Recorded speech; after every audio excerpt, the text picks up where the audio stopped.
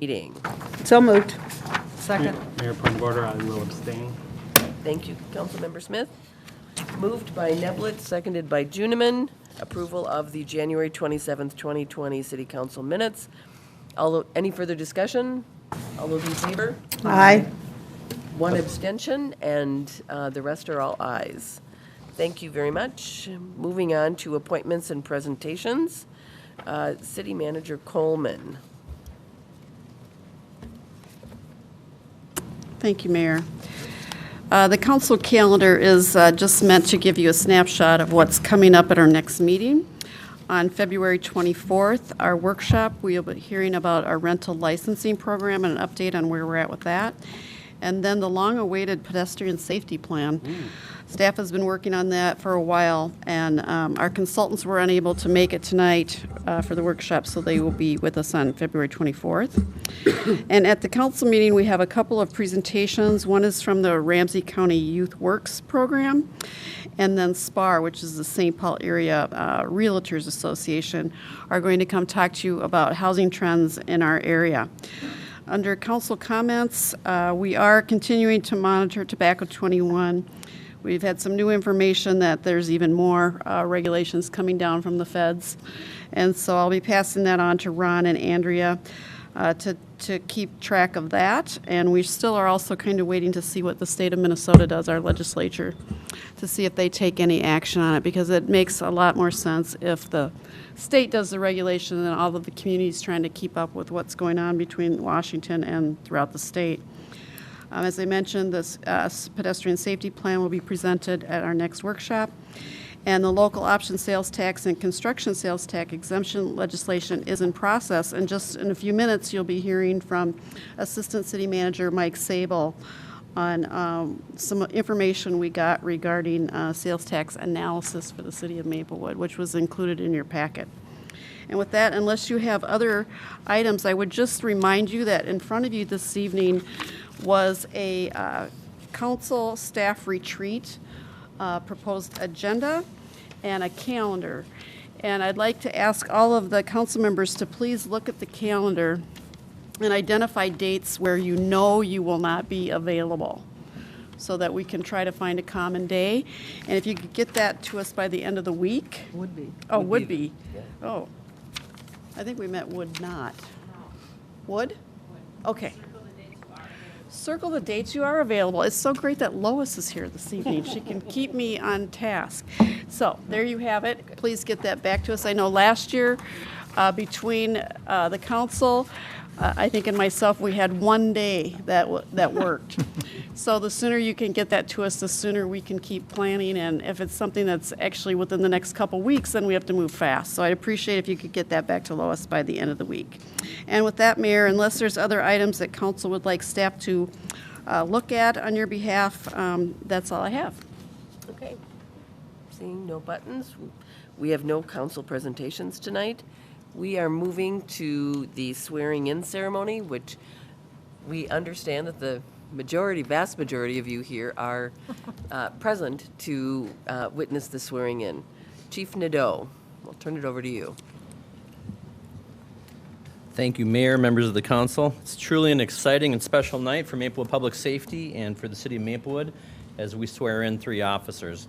The reason that we're swearing in 3 officers tonight is that the city council added back 2 officers that were trimmed off our budget during a recession about 8 years ago. We're happy to have those officers back. We're as busy as we have been at any other point in our history, and we're also doing so much more with community-oriented policing and having our officers out there not just responding to calls, but problem solving. Problem solving takes time. Connecting with our community takes time, and these officers are really going to assist us with our mission.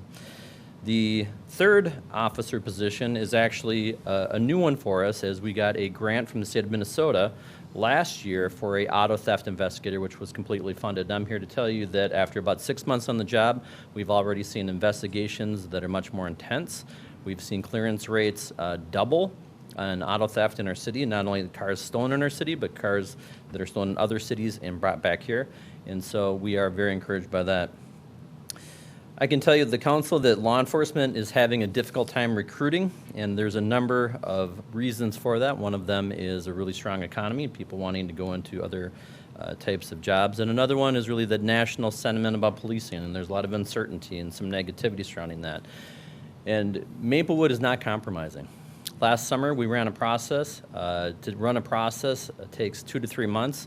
There's dozens, if not over 100 staff hours between human resources, the police department, different interview panels, the selection process, and at that time, we did not find any applicants that we were going to bring forward to you. Obviously, it was disappointing, but again, we are not going to compromise the standards for police officers for the city of Maplewood. We did realize that we had to do some things a little differently, so I'm here to tell you that the Maplewood Police Department stepped up. We sent our officers as recruiters to different colleges and universities. We signed people up on our iPads as they were coming into service, finishing their school. We had police officers that were calling them to check on them every week and encouraging them to think about Maplewood as an opportunity. We encouraged them to do department tours. We encouraged them to do ride-alongs. And at least one of our officers tonight said he has never felt as welcomed by a department or a community as he did during this process, something that I'm very proud of.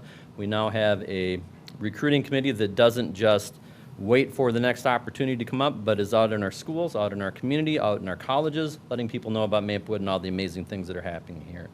So again, I'm very proud of the people that we're bringing before you tonight, very excited for them to be starting their law enforcement careers in Maplewood. I can tell you that even though they've known for a couple of weeks that they were going to be police officers, there was a mad scramble to get them blue shirts, blue pants, and ties today. I'm glad that we were able to figure out all the logistics of that.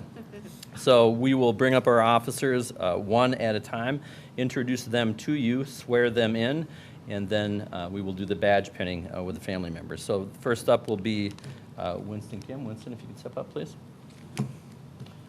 Our first officer tonight is Winston Kim. Winston was born and raised in Prior Lake in the Eden Prairie area. After graduating from Eden Prairie High School, Winston attended the University of St. Thomas, where he obtained a business degree. After graduating from St. Thomas, he obtained a corporate job for about 1 year. While working in the corporate world, Winston quickly discovered that his chosen profession was not what he thought it was going to be. As a result, Winston quickly concentrated his efforts on becoming a police officer, and he enrolled in the law enforcement program at Rasmussen College. Winston recently completed his law enforcement certification and passed the post test. Winston has a great willingness to learn and is excited to begin his career as a police officer with the city of Maplewood. When asked why he wanted to work in the city of Maplewood, Winston quickly stated that he was impressed with how genuinely enthusiastic staff was in meeting with him during the entire hiring process. Even though he would have been testing for other agencies, Winston stated the feeling of warmth and welcoming from his soon-to-be coworkers, and his final deciding factor was to become a part of the Maplewood Police Department. Tonight, Winston will have his girlfriend, Camille Horn, do his badge pinning. So if we could have Deb Schmidt step up for the swearing in.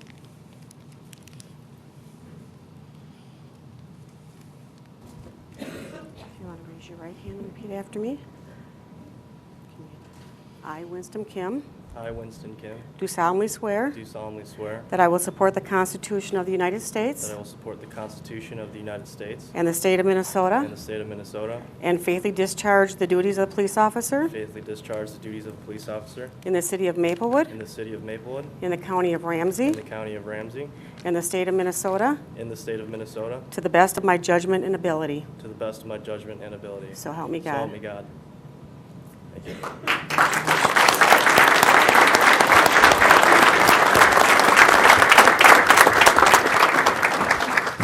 Winston will be wearing badge number 488 for the City of Maplewood Police Department. And at this time, if Camille could come up.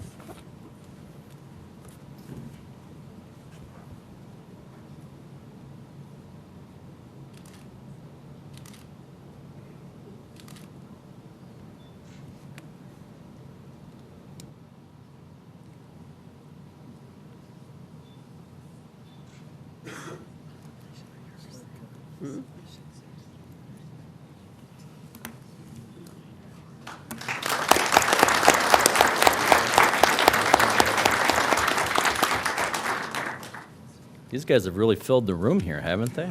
Wow, how about this? All right. Maddie Kanda, step up, please.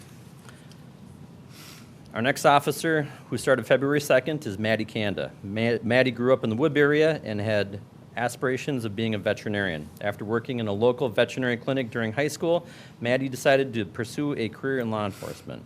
Maddie obtained a bachelor degree in criminology with a minor in Spanish in 2018. While going to college, Maddie also began working for the Ramsey County Juvenile Detention Center as a correctional officer.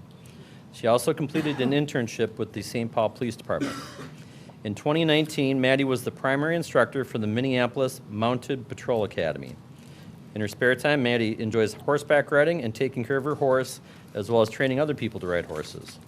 Maddie's looking forward to starting her career with the Maplewood Police Department, as she's always wanted to work in a city with a diverse population.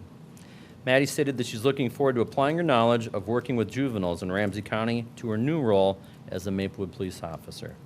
Tonight, Maddie will have her father, Peter, do her badge pinning. So if we could have Deb step up and administer the oath. Raise your right hand, please. Repeat after me. I, Maddie Kanda, I, Maddie Kanda, do solemnly swear do solemnly swear that I will support the Constitution of the United States that I will support the Constitution of the United States and of the state of Minnesota, and the state of Minnesota, and faithfully discharge the duties of police officer and faithfully discharge the duties of a police officer in the city of Maplewood, in the city of Maplewood, the county of Ramsey, the county of Ramsey, and the state of Minnesota, and the state of Minnesota, to the best of my judgment and ability. to the best of my judgment and ability. So help me God. So help me God. Congratulations.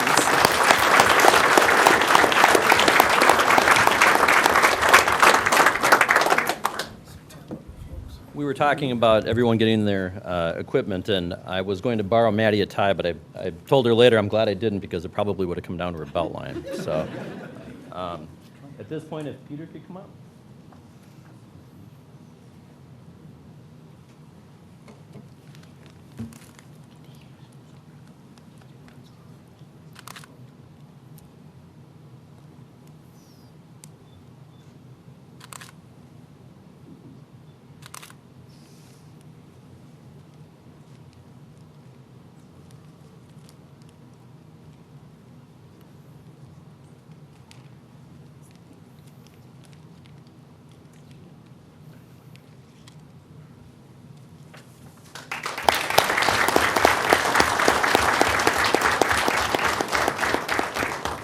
All right, our third officer is Dowd Abdi. Dowd, if you could come up. Our third officer tonight is Dowd Abdi, who started with the Maplewood Police Department on February 3rd. Dowd was born in Mogadishu, Somalia. Due to civil war in his country, Dowd and his family came to the United States in 1999 and settled in Minnesota. After graduating from Roosevelt High School in 2003, Dowd attended Minneapolis Business College, Inver Hills Community College, and Metropolitan State University, where he obtained a bachelor degree in business administration. Dowd has worked as a social worker and family advocate in Ramsey and Washington counties, serving low-income families. Several life experiences in Dowd's life caused him to focus his career path on becoming a police officer. As a Maplewood police officer, Dowd is looking forward to the opportunity to work with at-risk youth so they grow up to become upstanding citizens within the community. When asked why he wanted to work in Maplewood, Dowd stated that he's excited to be a part of a department where there's such a strong sense of community and partnership between police and the citizens they serve, working together to solve problems. Tonight, Dowd will have his wife, Marianne, do his badge pinning. If we can have Deb step up for the oath.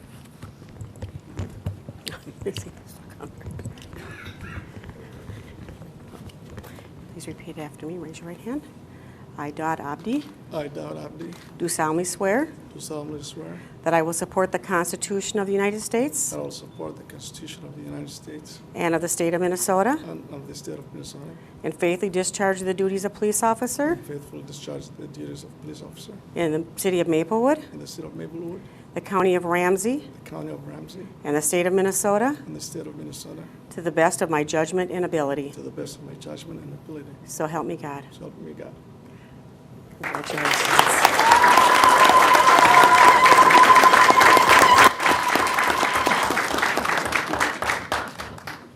All right, and so if we could have Marianne come up. for the badge pinning.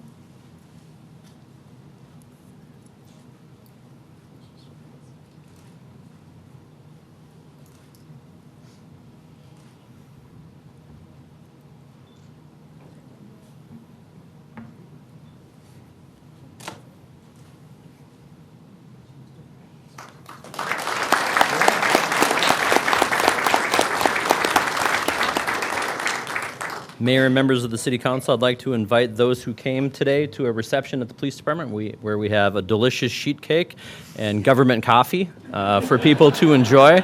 We're very appreciative for the showing of support by our staff, the staff of other police departments, family, and friends. It's a great showing and a great way to welcome our newest community heroes. And so we'll need you three to stick around for a couple photos with the council. Otherwise, we've got police department staff that can lead others to refreshments. Thank you.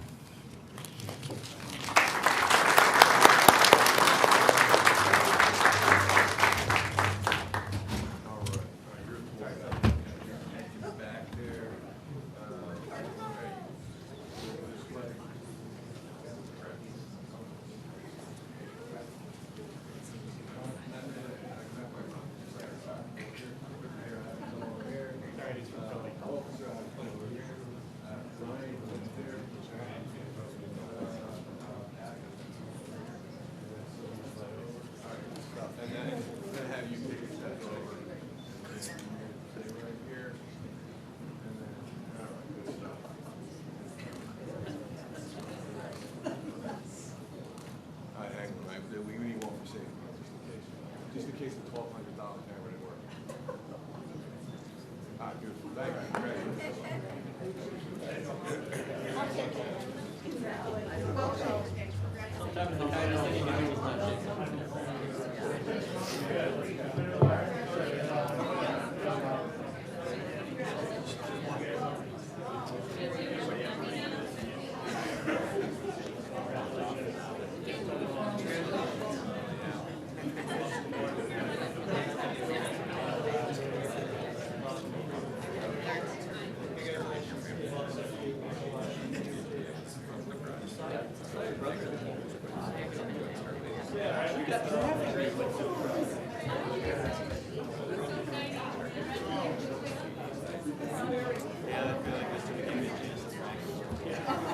You certainly all are welcome to stay.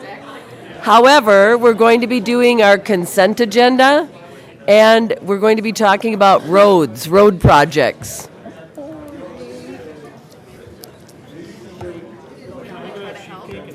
Yeah. Notice how we always have to miss the party? Yeah, No justice. they're going to take pictures.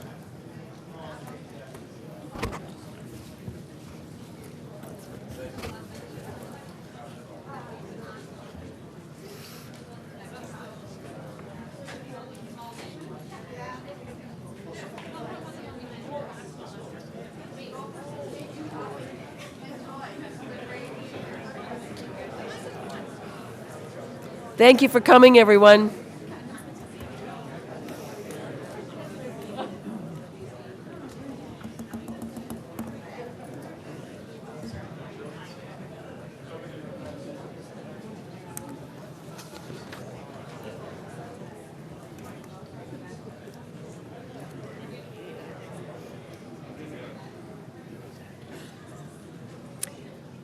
The next agenda item, moving on, is the Certificate of Achievement for Excellence in Financial Reporting.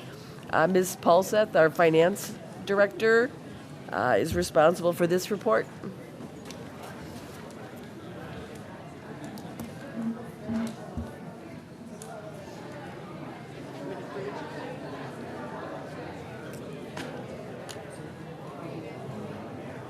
Yeah.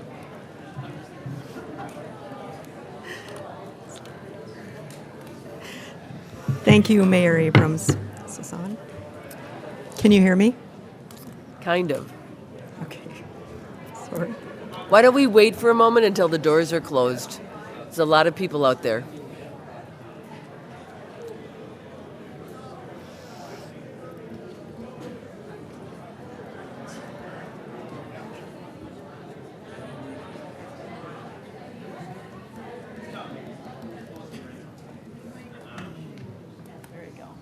Okay.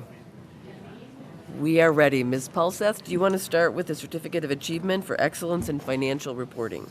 Thank you, Mayor Abrams and Council. As noted in the report, this is the 39th time that the City of Maplewood has received an award for the Comprehensive Annual Financial Report. So we also receive one every year on the budget. So I'd like to provide a little bit of context as to what this award is all about. As you've probably read, the award was established many, many years ago, 1945 actually, for the Comprehensive Annual Financial Report. The city started receiving this. It wasn't 39 years ago; it was a little more. The finance director at the time, Mr. Dan Faust, was kind of a leader in the industry in local government finance, and he started submitting the award to the Government Finance Officers Association of the United States and Canada, it's been continued every year with a small hiatus for a few years during a time period where they weren't submitting it. But this is the 39th time. So to receive these awards, the city has to meet some very rigorous requirements set out by the Government Finance Officers Association of the United States and Canada, or GFOA. And part of the reason that we continue to participate in it is the users of the financial statements will have more confidence. And the primary user, really in our case, other than our constituents, is our bond rating agencies. So to give you just a little bit of context, as mentioned in the report, about 102 cities in Minnesota received the award.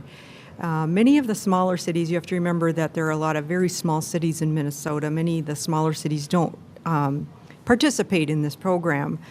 But to give you a little idea of what takes place nationwide, in the population group that Maplewood is in, which is 25,000 to 49,999, so 25 to 50,000, about 49% of those receive that award. Not everyone who applies for it receives it, but there are a few percentage points that do not. But about 49% actually receive the award. So to take a look at it a little bit differently, the percentage of cities, all cities across the nation, over 25,000 in population, 61% receive the award. So all cities over 50,000, so Maplewood's right in the middle there, about 42. All cities over 50,000, 76% receive the award. Cities over 100,000, 90%, and over 200,000, over 98%. So as you can see, as the cities become larger, it just becomes more and more important. The users of the financial statements expect a higher level.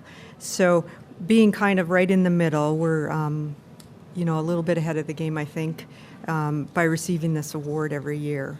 But just to give you that context, about 61% of all cities over 25,000 do receive the award, and 49% in our exact population group. So we're kind of right in the middle there. So City Manager Coleman already presented me with the award while there was commotion in the background, but this is the award, and it's for the 2018 CAFR. So I'd certainly be willing to answer any questions if you have any. I want to say, excuse me. I want to say thank you very much. This really represents, I think, transparency in public accounting. The fact that we have won this so many years in a row, and the fact that you have done such a great job in taking on that history and continuing that. So thank you very much for everything that you do for us. It's really appreciated. Thank you, Mayor Abrams. Thank you. And also the remainder of the finance staff. Absolutely. We know it doesn't all happen with just one. It's the finance staff, too. Thank you. Okay, moving on. The report on the 2019 strategic plan, and I think that is Ms. Knudsen and Mr. Sable.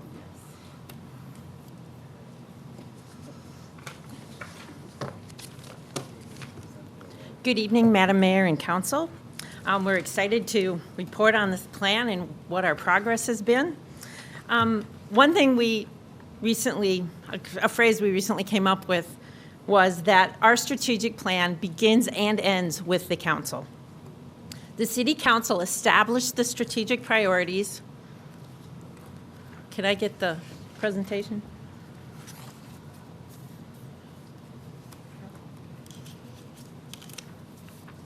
Top one, top one. Top center.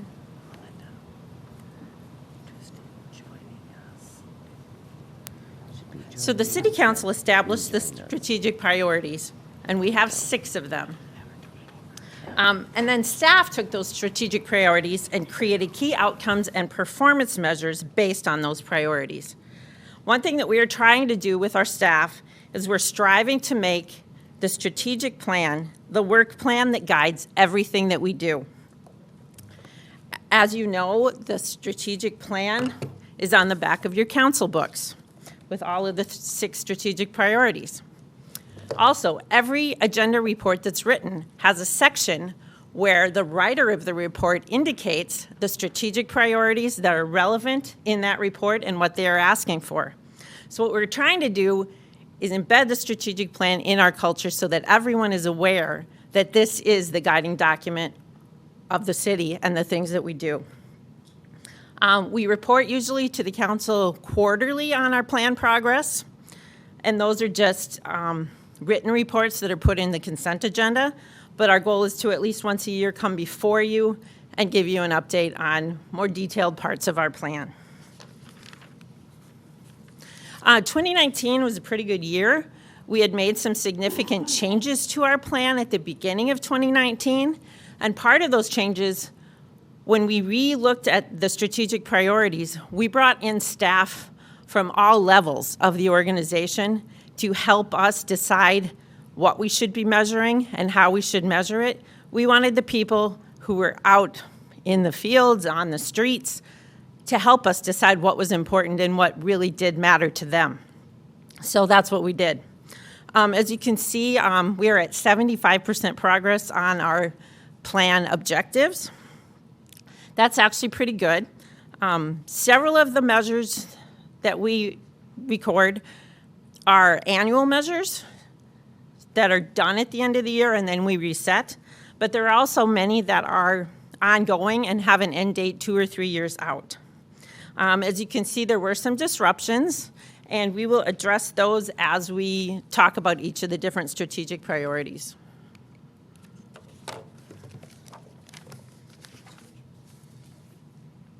Good evening, Madam Mayor, members of the council. Mike Sable, Assistant City Manager, HR Director. I just want to, we'll touch on a little bit of each of the strategic priority areas that you've identified, and just know that Lois has been a tremendous partner and someone who has brought me up to speed as someone relatively new to the organization. She's been invaluable in her terms of depth and understanding of this. Community inclusiveness really is around who is Maplewood now and who is going to be Maplewood of tomorrow, and how do we engage with residents who, as our communities change, how do our services change to meet that growing demand? One of the early goals that we identified was staff participation in community-sponsored events. Really, this is about engaging members of the community where they are, not forcing them to come to us, but of us actually bringing city services to them. We set a target goal of about 80% with staff would participate. We're currently at 63%, which for me is a wonderful opportunity to find out new ways to engage our employees. I do want to give appropriate recognition to public safety, who really do lead the way in this kind of work, whether it's a police or fire EMS, out into the community doing this work. They actually serve as a model for the other departments to aspire to, and so we actually can learn from each other internally. A second important goal for us is to maintain a workforce that reflects the community we serve.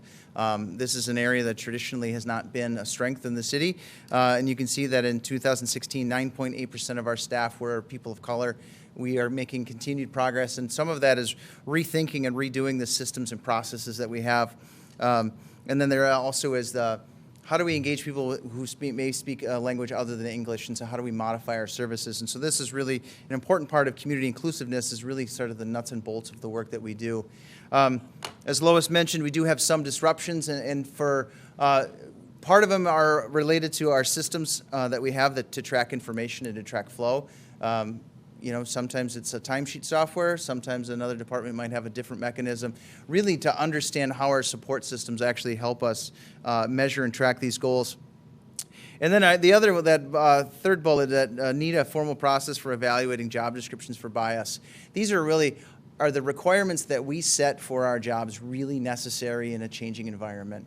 And so really taking a look at this, and one of the things that we believe strongly in is our partnerships. And so just today we were at Ramsey County asking them, how do you do recruitment differently? How do you get such a great candidate pool that's maybe different than what we have experienced? And so for us, it really is a lot about learning from others. And so while it says a disruption, it's just an opportunity and an invitation for us to get smarter. Also, one of our key pillars is financial sustainability. Finance director just sort of gave a specific example of how we maintain financial stability through good reporting and transparency. We also maintain an excellent AA+ bond rating, which is a really critical piece for us. It's an important benchmark measure for how well we're managing our assets. And so this is, we'll talk a little bit of financial sustainability later in another item related to revenue streams and how that works. But financial sustainability is a lens that we talk about in each item that comes forward, and how do we think about it, and how do we create an organization that can last now and into the future. And then lastly, infrastructure and asset management are key pieces. So the city has a goal of doing 3.5 miles of roadway reconstruction rehabilitation projects every year. We actually did 4.3 miles this year. And so this is really, the city owns tens of millions, if not hundreds of $millions worth of assets, both above the ground and below the ground. And so it's really critically important that we maintain those well. Steve and his team do a really terrific job. When you think about the CIP, that's just a document that looks at a 5-year snapshot, but they're thinking 10 and 25 and 50 years out into the future. It really is a nice opportunity for us to be thoughtful about what does it take to run a city, and what does it maintain to have good quality sound infrastructure that can support residents now and into the future. And I'm going to turn it back to Lois to bring us home.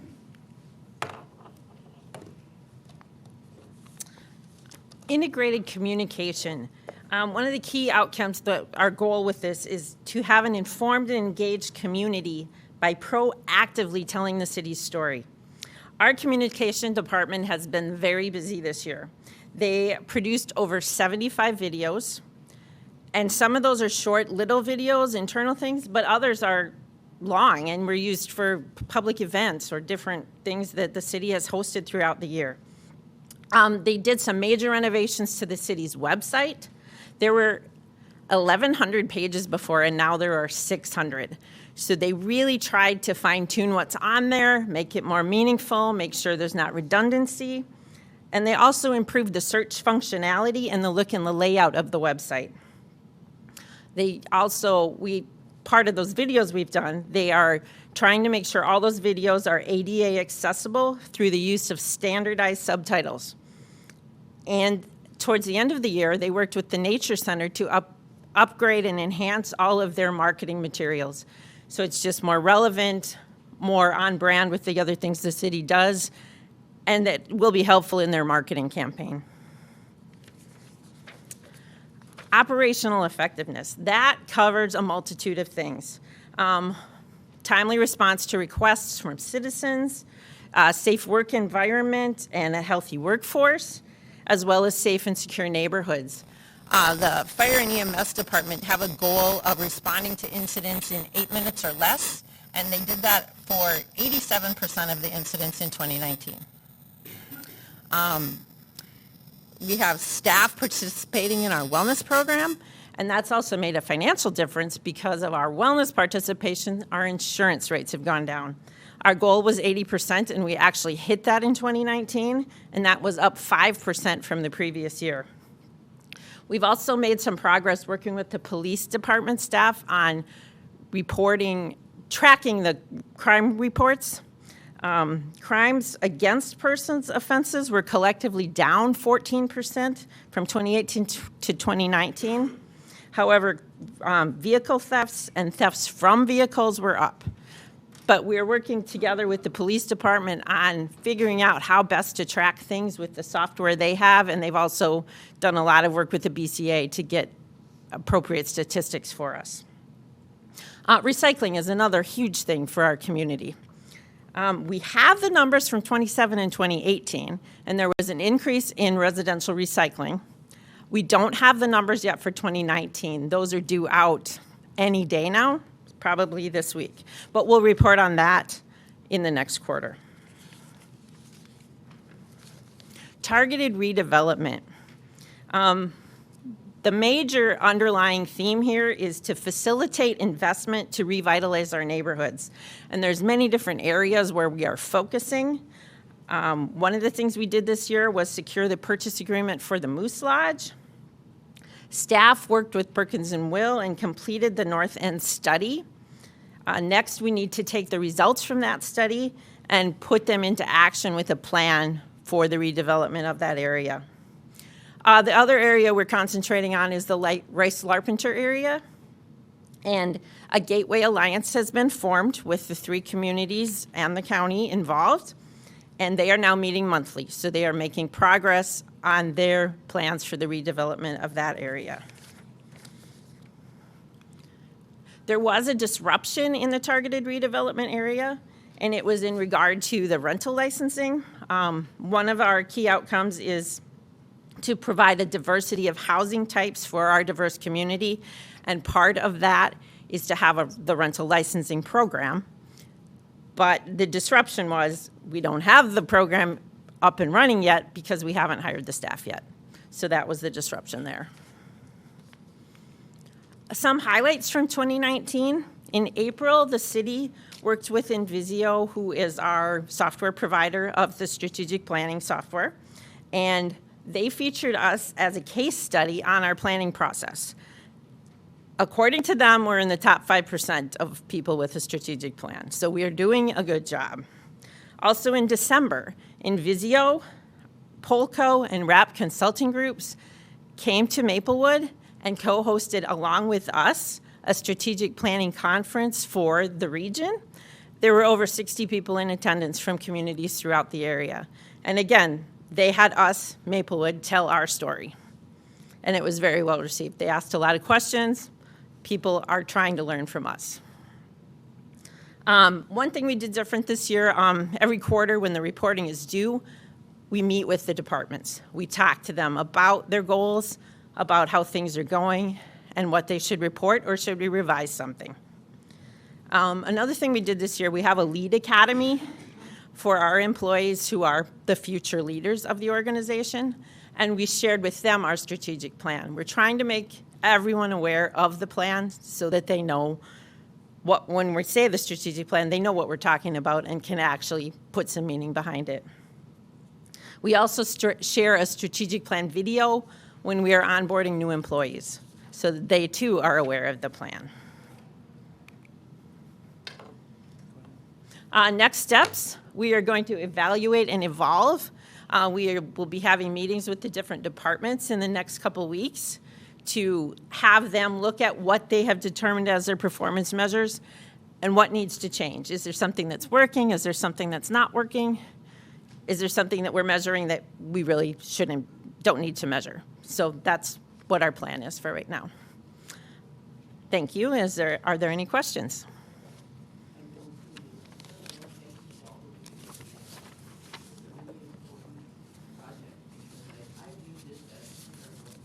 Yep.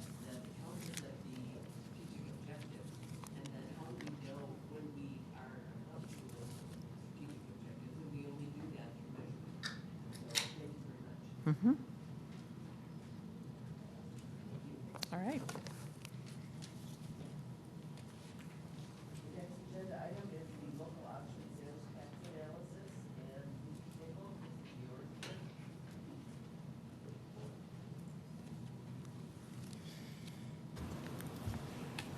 Good afternoon, or good evening, Mayor and council members. Mike Sable, Assistant City Manager, HR Director.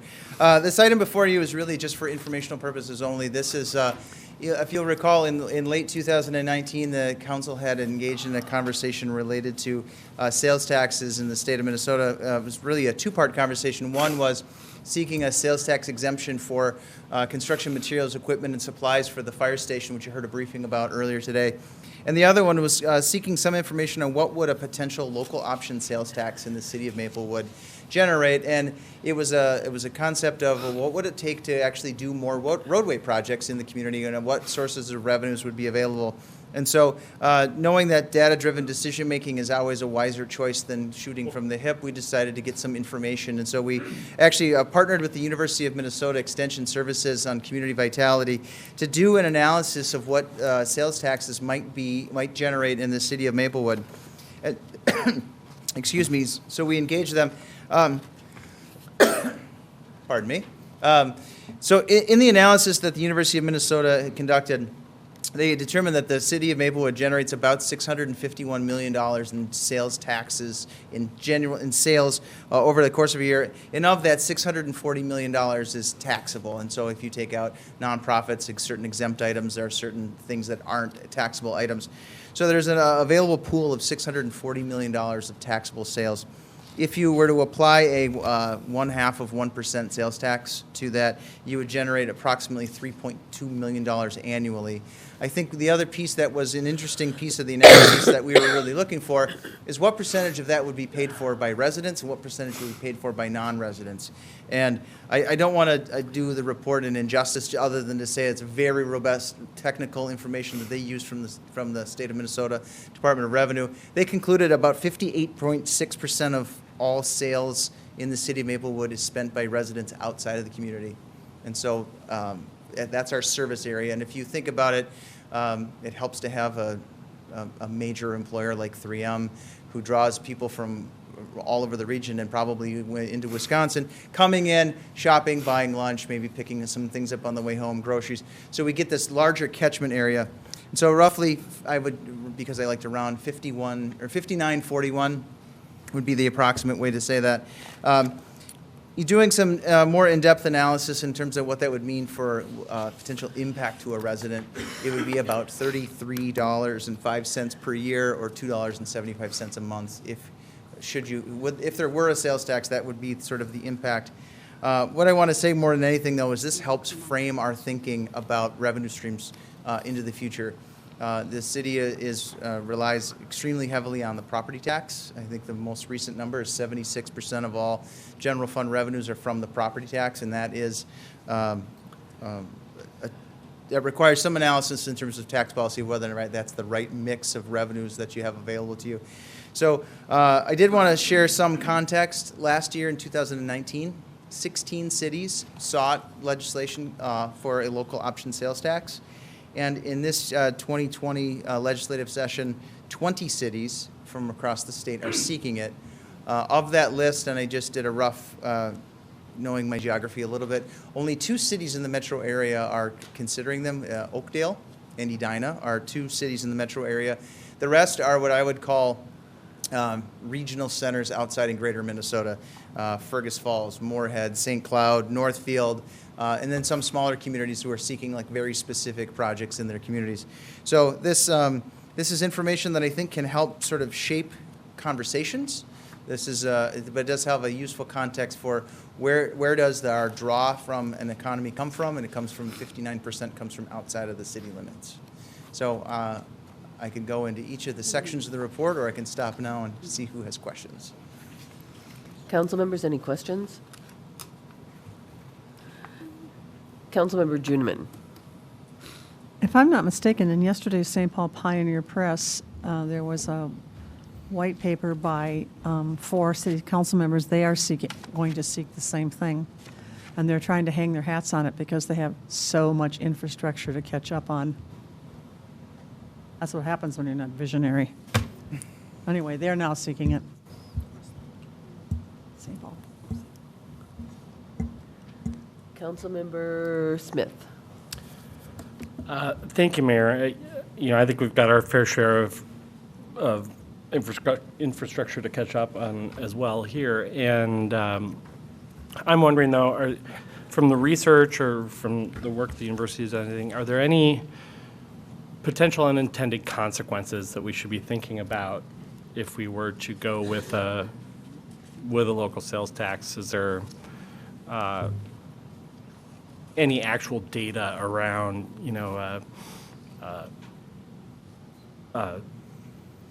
pressure on development or things like that that we should be aware of and thinking through? Mayor, council members, Councilmember Smith, the short answer is yes. The report does I think the general concern is that if you have a sales tax that is higher than a neighboring community, that you would sort of force people to go into those other community areas to shop. What they've done some analysis, and they actually tracked some information from 1990 and through today, and they identified 5 communities that actually instituted a local option sales tax to see whether or not they saw significant declines in those. The short answer is the impact is minimal, if any. I think people's shopping patterns are generally fixed in a lot of ways, and so, and I think the other thing is people at a really basic level would spend more money on gas than they would spend more on gasoline than to save the half a cent on half a penny on a sales price per dollar. And so that levels itself out over time. And so I think what they discovered is the impact is minimal, if any. And I can sort of dive into the report and provide a little bit deeper context. But it's on page 25 of the report if you wanted to dive into. There's some nice charts that outline kind of what that answer. I brought it with. Councilmember Knudsen. Thank you, Mayor. Mike, when I read the executive summary and looked back, I didn't see any specific purpose. And what I mean is it in lieu of or in addition to? In other words, if it's another form of gaining revenue, I can understand that, or if it's in addition to for infrastructure and so forth. What has been the general purpose of this additional sales tax? Mayor, council members, Councilmember Knudsen, the general purpose has been to do fund additional projects. So it's not a replacement in lieu of. The specific legislation actually calls for cities seeking this to identify things of regional significance. For greater Minnesota cities, that's often a community center or a fire station or something that would serve a broader region. What we have typically seen for communities in the metropolitan area is infrastructure projects related to roadway and water. Those are two, so those ones that being additional dollars to fund more projects. And so when you think about a roadway reconstruction, I think is roughly $1 million per lane mile. You'd get an extra 3.5 lane miles out of a sales tax. So it's an addition to, not a replacement of the property tax. I've been building up north and doing a lot of shopping in Baxter, and until I read the report, I had no idea they had an additional sales tax. So it's, in a way, kind of something you don't fully recognize. Thank you. Yeah, thank you. You know, for purposes of our residents, this is kind of the first information gathering that we have done on this, because the council has expressed some concerns about how do we continue to keep up on all of the road projects that we have and the needs of our infrastructure in our city without increasing the levy each year, and what are some other avenues? And this is certainly something that is being explored by other cities, and it's considered to be, at least from what I've read, kind of a leveling field, in that people who come and shop or work in Maplewood, right now they are not necessarily taxpayers of Maplewood, and the rest of us who live here are providing the property taxes to maintain the roads and to do those kinds of things. And so this really levels it out and spreads it across everybody, making it at least seem a little bit more fair.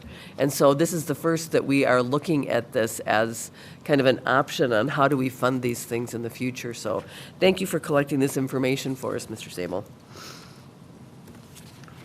Okay, council members, we are moving on to the consent agenda. Any highlights or pulling anything to talk about? Is there a motion for the consent agenda? I move consent agenda items G1 through 4. Second.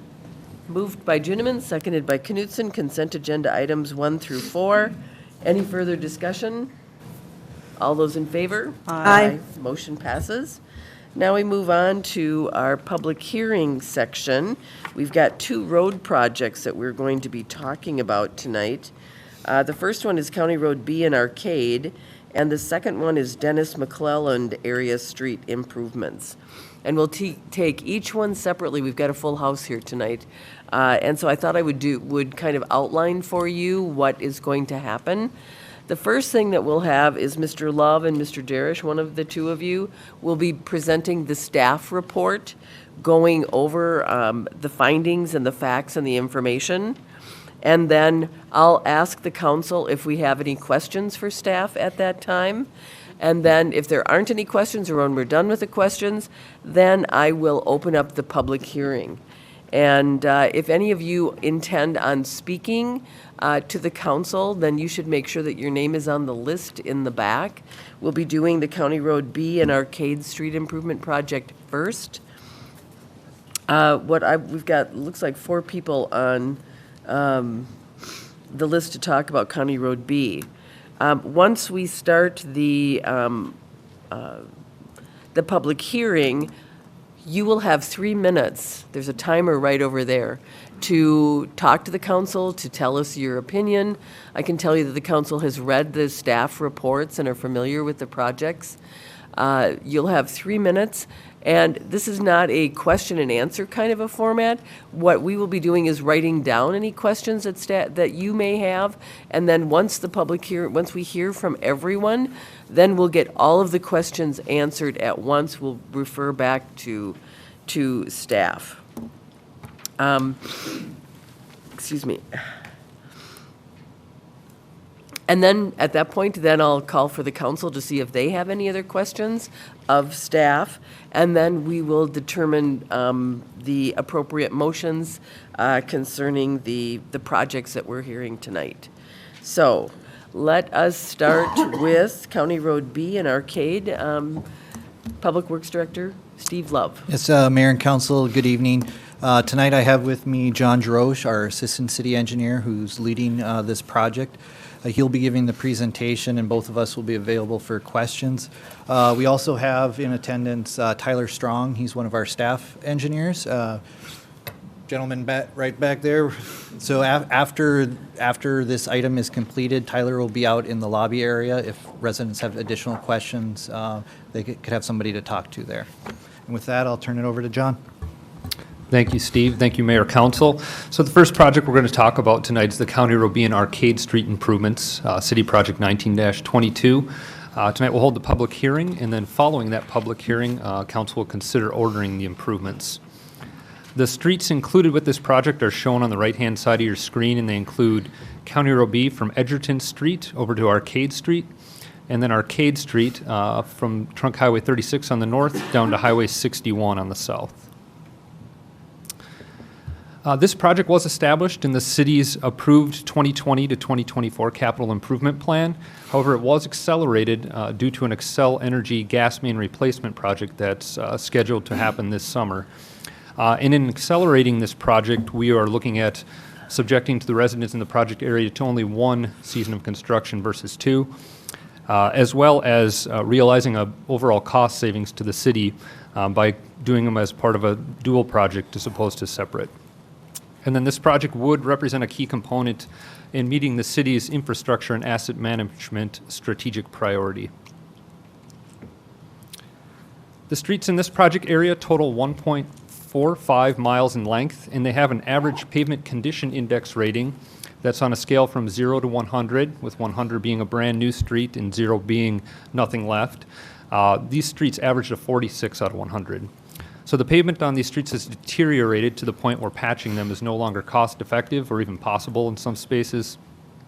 There's a lack of concrete curb and gutter along the project streets, which is utilized to channelize drainage to the storm sewer system. It also helps to support the edge of the pavement, and it also helps to guide the snow plows and vehicles to stay within the street section.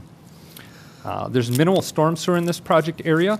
There's a number of localized drainage issues along the street. There's also a number of water main distresses. The water main system in this area is of an outdated cast iron construction, which is susceptible to breaks in the winter. And there's also a number of minor sanitary sewer distresses in the area. So we've reached out to the residents in the project area in a number of ways. Back in October of last year, we sent out an informational packet and questionnaire. We've held 2 neighborhood meetings to date, one in October of last year, and then one just last week to bring residents back up to speed before the public hearing tonight. We've also received a number of phone calls and emails, and we've also had some one-on-one meetings with the residents in the area. And looking forward, we're planning on having an additional neighborhood meeting prior to the assessment hearing.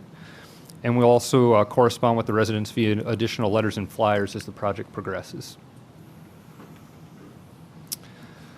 This project includes a full street reconstruction, so we're looking at installing new concrete curb and gutter along all the project streets, installing a new road aggregate base and a road subbase in areas of poor subgrade soils, and then installing 2 new layers of asphalt pavement on that. We're looking at upgrading and expanding the storm sewer system to correct some of those localized drainage issues we're seeing, making those minor repairs to the sanitary sewer system, and then one of the larger improvements, replacing that outdated water main in a portion of the project area. We're also proposing as part of this project walkway installations, one along the south side of County Road B from Edgerton Street to Arcade Street, one along the west side of Arcade Street on the south side of County Road B, and then an additional sidewalk on the east side of Arcade Street north of County Road B, and that is being done to align with the sidewalk that crosses the bridge over Trunk Highway 36. And the walkway installations were identified in the 2040 comp plan as a missing segment in the network. Overall, this project is estimated to cost just over $5 million. With the financing plan shown on the screen there, utilizing a combination of general obligation improvement bonds, assessments to the properties that are benefiting from the project, the street revitalization fund, sanitary sewer fund, the environmental utility fund for the drainage improvements, and then funding from St. Paul Regional Water Service for that water main replacement. And then the bottom line there, a reimbursement from Xcel Energy for the costs they would have had to pay to replace the road during their project. So as you saw on that last slide, the special assessments are just one of the funding sources we utilize to finance these public improvement projects. Those properties that are abutting the improvements are asked to pay an assessment for the direct benefit to their property. And each year the City Council sets a maximum assessment rate based on the type of improvement we're proposing. And then during the project development phase, an independent appraisal firm is hired to determine what that actual direct benefit is that is received by the properties in the area. And then per Minnesota state statutes, we cannot assess them for more than their property benefits from the project. We are tentatively scheduling that assessment hearing for this project for April 13th of 2020. And prior to that assessment hearing, the residents in the project area would be mailed an official notice of their assessment. And that notice would include the amount of their assessment, what options are available for paying that assessment, what options there are for deferring the assessment, as well as their right to object to the assessment. So looking forward tonight, we're holding the public hearing, so council will take in public input on the proposed improvements. After receiving that input, the council will vote on the project. Just a reminder that a supermajority would be required to move the project forward tonight. If it is approved, design would continue throughout the winter here with a bid opening to be held in late March. And then we would hold an assessment hearing in early April and consider awarding a contract at that same meeting. And the assessment hearing would be the meeting at which public input is received on the proposed assessments. And after that input is received, the council would again vote. And at that meeting, a simple majority vote would be required to move the project forward. If everything's approved, construction on this project is scheduled to begin in May and will continue throughout the summer and be completed in late October of 2020. And with that, staff is recommending that the City Council hold the public hearing tonight. And after taking that public input, staff is recommending approval of the attached resolution ordering the improvements for the County Road B and Arcade Street improvements, City Project 19-22. And staff is available for questions. Thank you, Mr. Jerish. Council members, does anyone have any questions of Mr. Jerish? Okay, Councilmember Knudsen. Thank you, Mayor. I'm very familiar with this area, and so all of these sidewalks and so forth are in the easement. Is that correct? Mayor, Council, yes, that's correct. All of the sidewalks would be within the public right-of-way. Are these 66 feet or 33 center to? Mayor, Council, I don't know the exact right-of-way width off the top of my head, but generally that's what they are in a street like that. Okay. Just recalling from the project I was involved with on my own street, where we had to go through all this, so. Any other questions? Okay, at this point, I am going to use my gavel, and I will open up the public hearing. There are 4 individuals, Jeff Janish, Bernadette Janish, Carol Grant, and David, I'm sorry, I can't read it, on Arcade. Dave, pardon me? Okay. So, with that, the public hearing is open, and I'd like to call Jeff Janish up to the podium, please. Good evening, Your Honor, members of the council and other elected officials. Thank you for letting me have the time to speak. My name is Jeff Janish. I live with my wife Bernadette, residing at 2161 Arcade. We moved here in November last year, and I'm very happy to be here, the way the city is being run.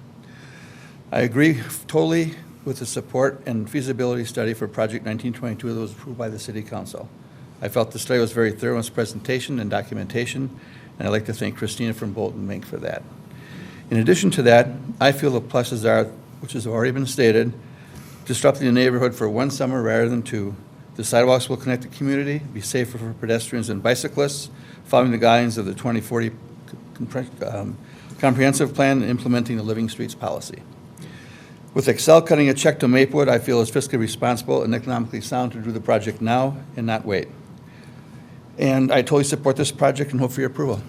Thank you very much. Thank you. Bernadette Janish. I'm also at 2161 Arcade, and as my husband said, we are new to Maplewood, and we have been very impressed with the quality of the staff, and are very happy to see that it aligns with larger documents that the council has passed in previous years. And I personally, having always lived where I've had sidewalks, I am just thrilled that the city has a plan that over the next X number of years, you'll connect the entire city with sidewalks, and that by this time next year, that our neighborhood will have sidewalks. Thank you. Thank you. Carol Grant.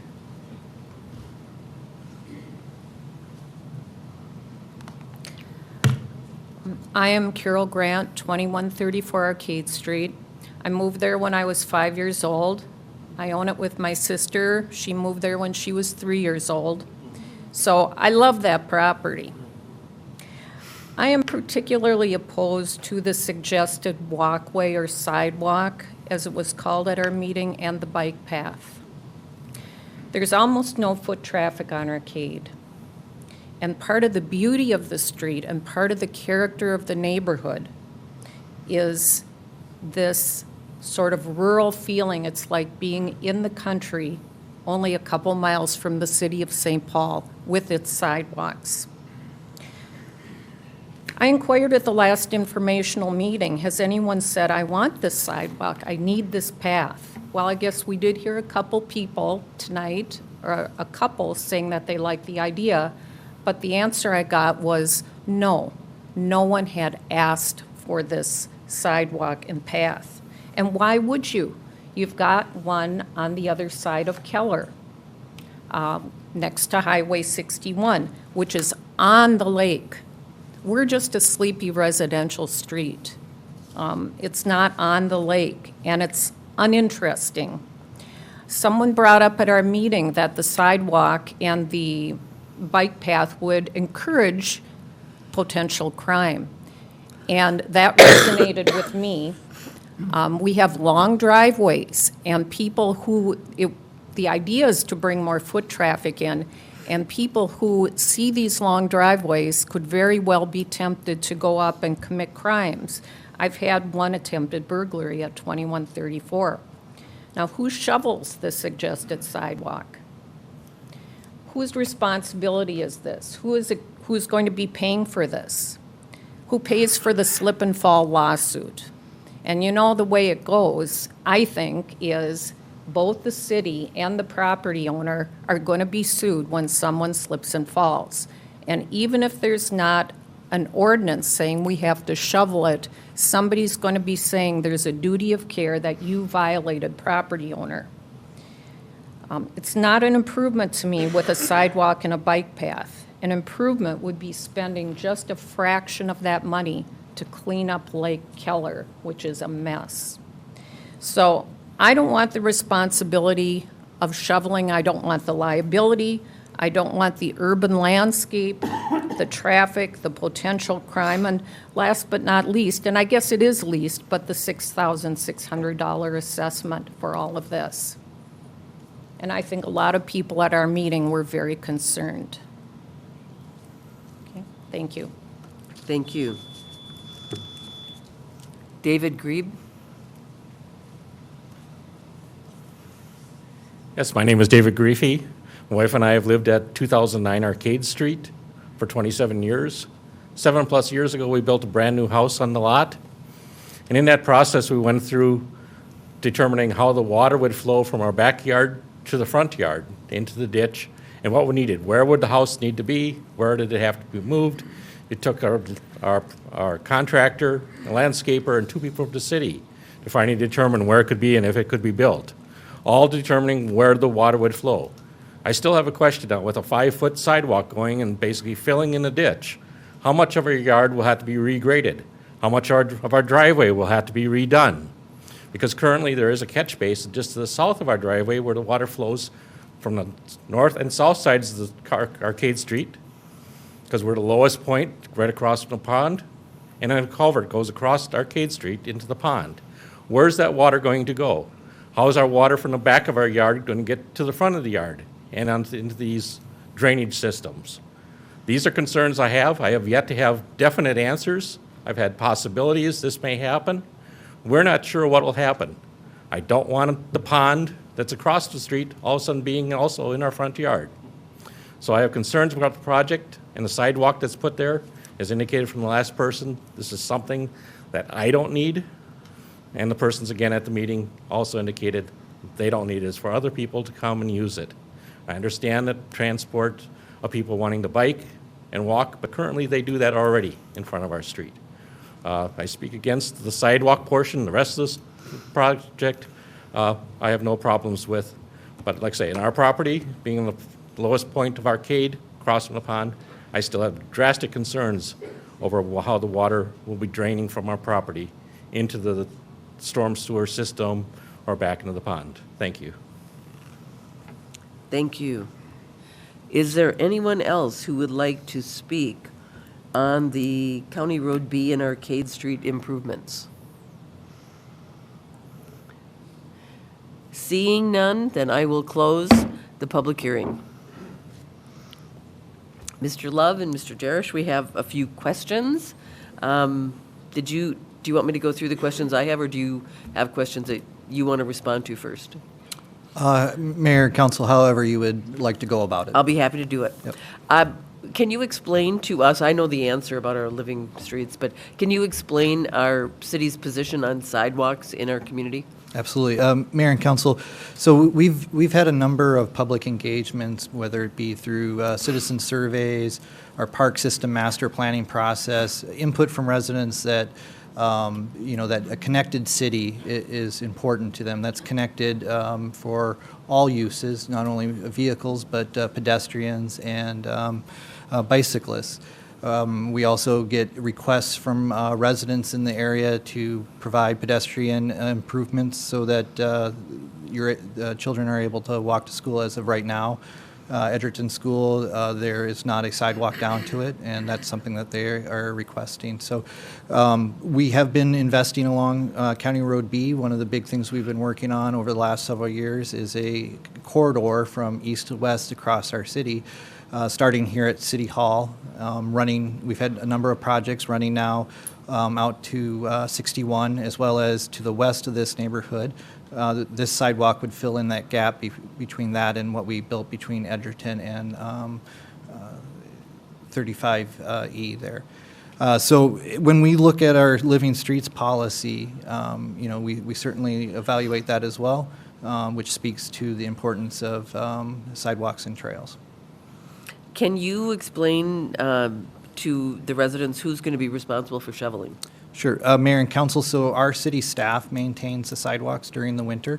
It's the same city staff that plows the roads, so we generally plow the roads first, and then we come through and clean the sidewalks and trails. Okay. Another set of questions had to do with water flow and water mitigation. Yes, so Mayor and Council, one of the things we do as part of our design is we do an extensive topographic survey so that we get elevations on where all the drainage patterns are. So in an area where we do not have curb and gutter and we do not have modern storm sewer and we have relying on ditches, we design that so that we don't create a drainage problem where we're trapping water. We have the ability to control the elevation of the road and design that so it does get into the storm sewer system that would be located underneath the roadway. Okay.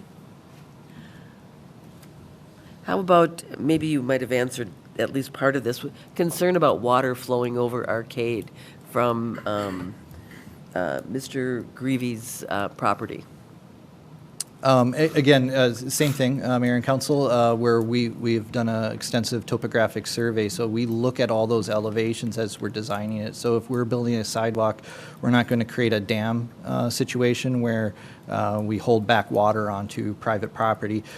Sidewalks and trails are, I should also note, they are built within the public right-of-way as well. So. Okay, those are all the questions that I had written down. Did you have anything else that you heard that we need to respond to? Mayor. Oh, I think Councilmember Smith. Thank you. Did we cover liability too for the sidewalks? Slip and fall, yes, okay. Mr. Beatty. Madam Mayor, Council, you know, the question, will I be liable, is almost impossible to answer because it's so totally fact specific. But we should recognize that this is a sidewalk, or these are sidewalks that are going to be on public property within the right-of-way, within the easement, and they're going to be publicly maintained. Will the property owners, can I guarantee that they won't be sued at some point? Of course not. But usually the suits are against the deep pockets, which is the city rather than the residents. Okay, thank you. Councilmember Knudsen. Oh, thank you, Mayor. I just really have some comments. About 20 years ago, we went through this whole same process trying to put trails around Lake Jarvis. And we had concerns about traffic. We have long driveways, people worried about crime, people worried about runoff, people worried about all kinds of things. And frankly, over 20 years, I can't think of a single thing that we were worried about that actually happened. I had a situation where the front would flood all the time because it would run from Arcade onto Keller Parkway and run.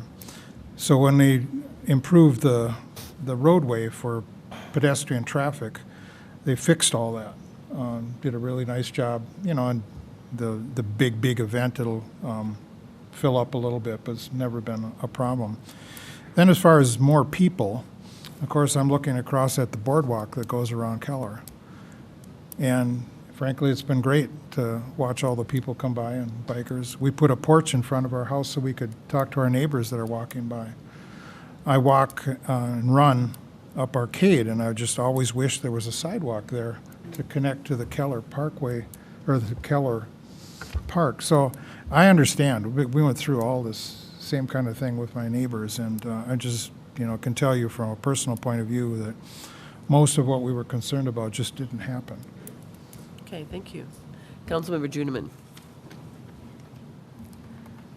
About the path or sidewalk issue and bringing in people you don't want, that's a dangerous conversation to have. And there are people actually walking on Arcade Street. I live in that same neighborhood, and I see lots of kids walking on Arcade Street, actually.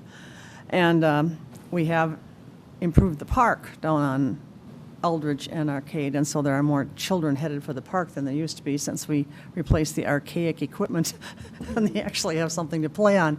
But way back when the Bruce Vento Trail went in, we went through the same conversation. It's going to bring people in that will walk up into our yards, and people will tell you that live along there, the direct opposite happened.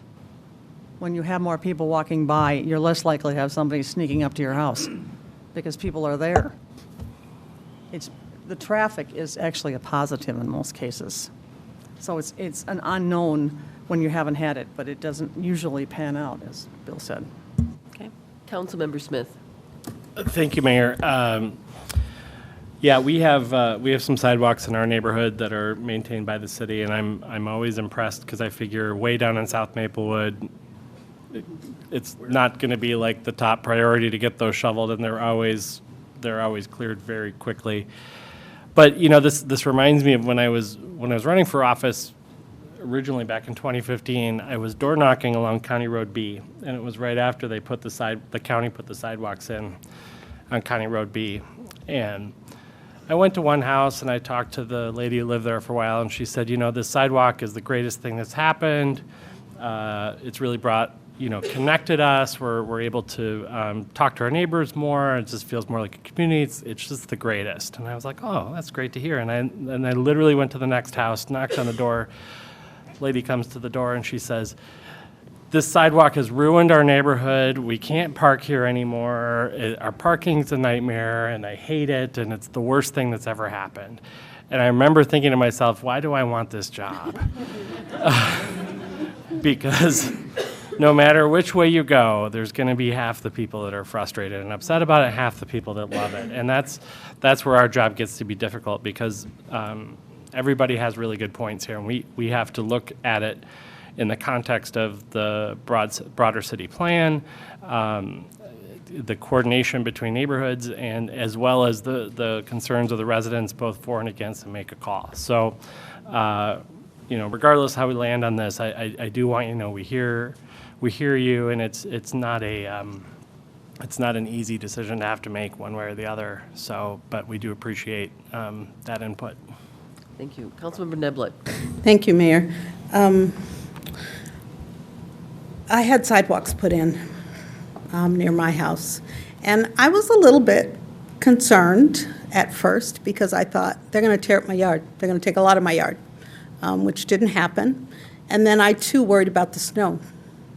And now I'm going to have to shovel. I used to live in St. Paul. We had to shovel. But the Public Works Department is on it. And there is never a lag in getting that sidewalk cleaned so that people can use it. And yes, I have met my neighbors and talked to my neighbors as they're walking down the sidewalk with their dogs. It's just an opportunity to actually talk to your neighbors, even if it's just for a couple of minutes. I know it's a little scary when you don't know exactly what it's going to look like, how it's going to affect you. I would just ask you to keep an open mind. Yeah. Thank you. Thank you very much. Council members, now we get to move to the recommended action. I move to approve the attached resolution ordering the improvement of the County Road B and Arcade Street improvements, City Project 19-22. Second. Moved by Knutson, seconded by Juniman. The motion to approve the attached resolution ordering the improvement for the County Road B and Arcade Street improvements. Any further discussion? I will remind the council that 4 affirmative votes are required on this particular vote. Any further discussion? All those in favor? Aye. The motion passes. Thank you, everyone, for being here for that one. We are moving on to the Dennis McClelland area street improvements.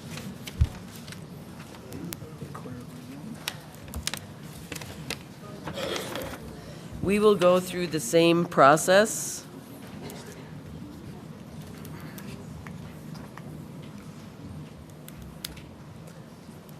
The process will start with the city staff giving the report, followed by questions from the council, followed by the public hearing, and then all of the answers that are brought up, or all the questions brought up during the public hearing will be answered after the public hearing is completed.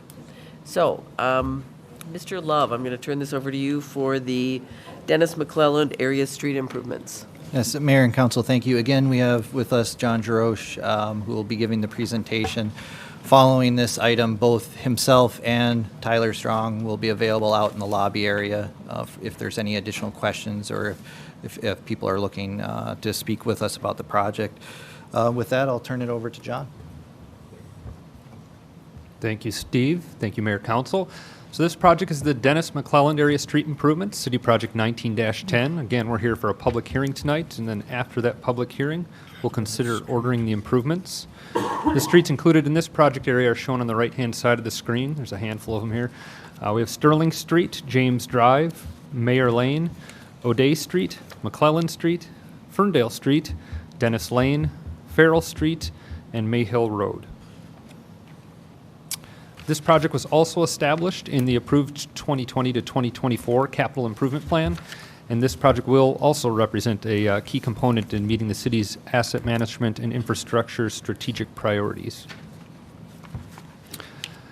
The streets in this area total just over 2 miles in length and have an average pavement condition index rating of 36 out of 100. Pretty rough shape. The pavement in this neighborhood has also deteriorated to the point where patching these streets is no longer cost effective or possible. There's minimal storm sewer within the area with numerous drainage issues, specifically along Mayor Lane. There's also a lack of concrete curb and gutter in this neighborhood to guide that drainage to the storm sewer systems. We also have a history of water main breaks in this neighborhood. It's cast iron pipe throughout the neighborhood with a number of breaks being noted by St. Paul Regional Water.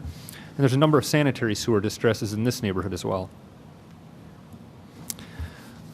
We've reached out to the public in a number of ways. We sent out that informational packet and questionnaire back in October of last year. We've held 2 neighborhood meetings for this project as well, one back in November of last year, and then we brought the residents back in last week on February 4th. We've had a number of phone call, email, and one-on-one meeting conversations as well, and we'll be looking to hold an additional neighborhood meeting prior to the assessment hearing in April. We'll also be sending out additional letters and flyers as this project progresses. One of the bigger things we heard about at the neighborhood meetings, as well as through a petition that was submitted after the first neighborhood meeting, was concerns over street widths and on-street parking. So when the city looks to design these projects, we look to our guiding documents. The Living Streets Policy, for example, and applied to this project area, the document would guide us to a 28 to 30 foot street width. Along with that, it would guide us to restrict parking to one side of those project streets in order to provide space for all users. So if you look at the diagram on the right-hand side of the screen, you see there's a space there for bicyclists, pedestrians, 2 through lanes of traffic, and then an area for parking along one side of the street. After that first neighborhood meeting, we did receive that petition. Like I said before, they were mostly concerned with the width of the street as well as the availability of on-street parking. They would request that we would allow on-street parking on both sides of the street. So taking the Living Streets Policy information, the information we received from the residents, we came up with a proposed design which incorporates a 29-foot street width. And when I say that, I'm talking between the faces of the curb, the drivable space on the street. When you look at the overall street width, when you include the thickness of the back of the curb, overall that street width is just over 30 feet wide.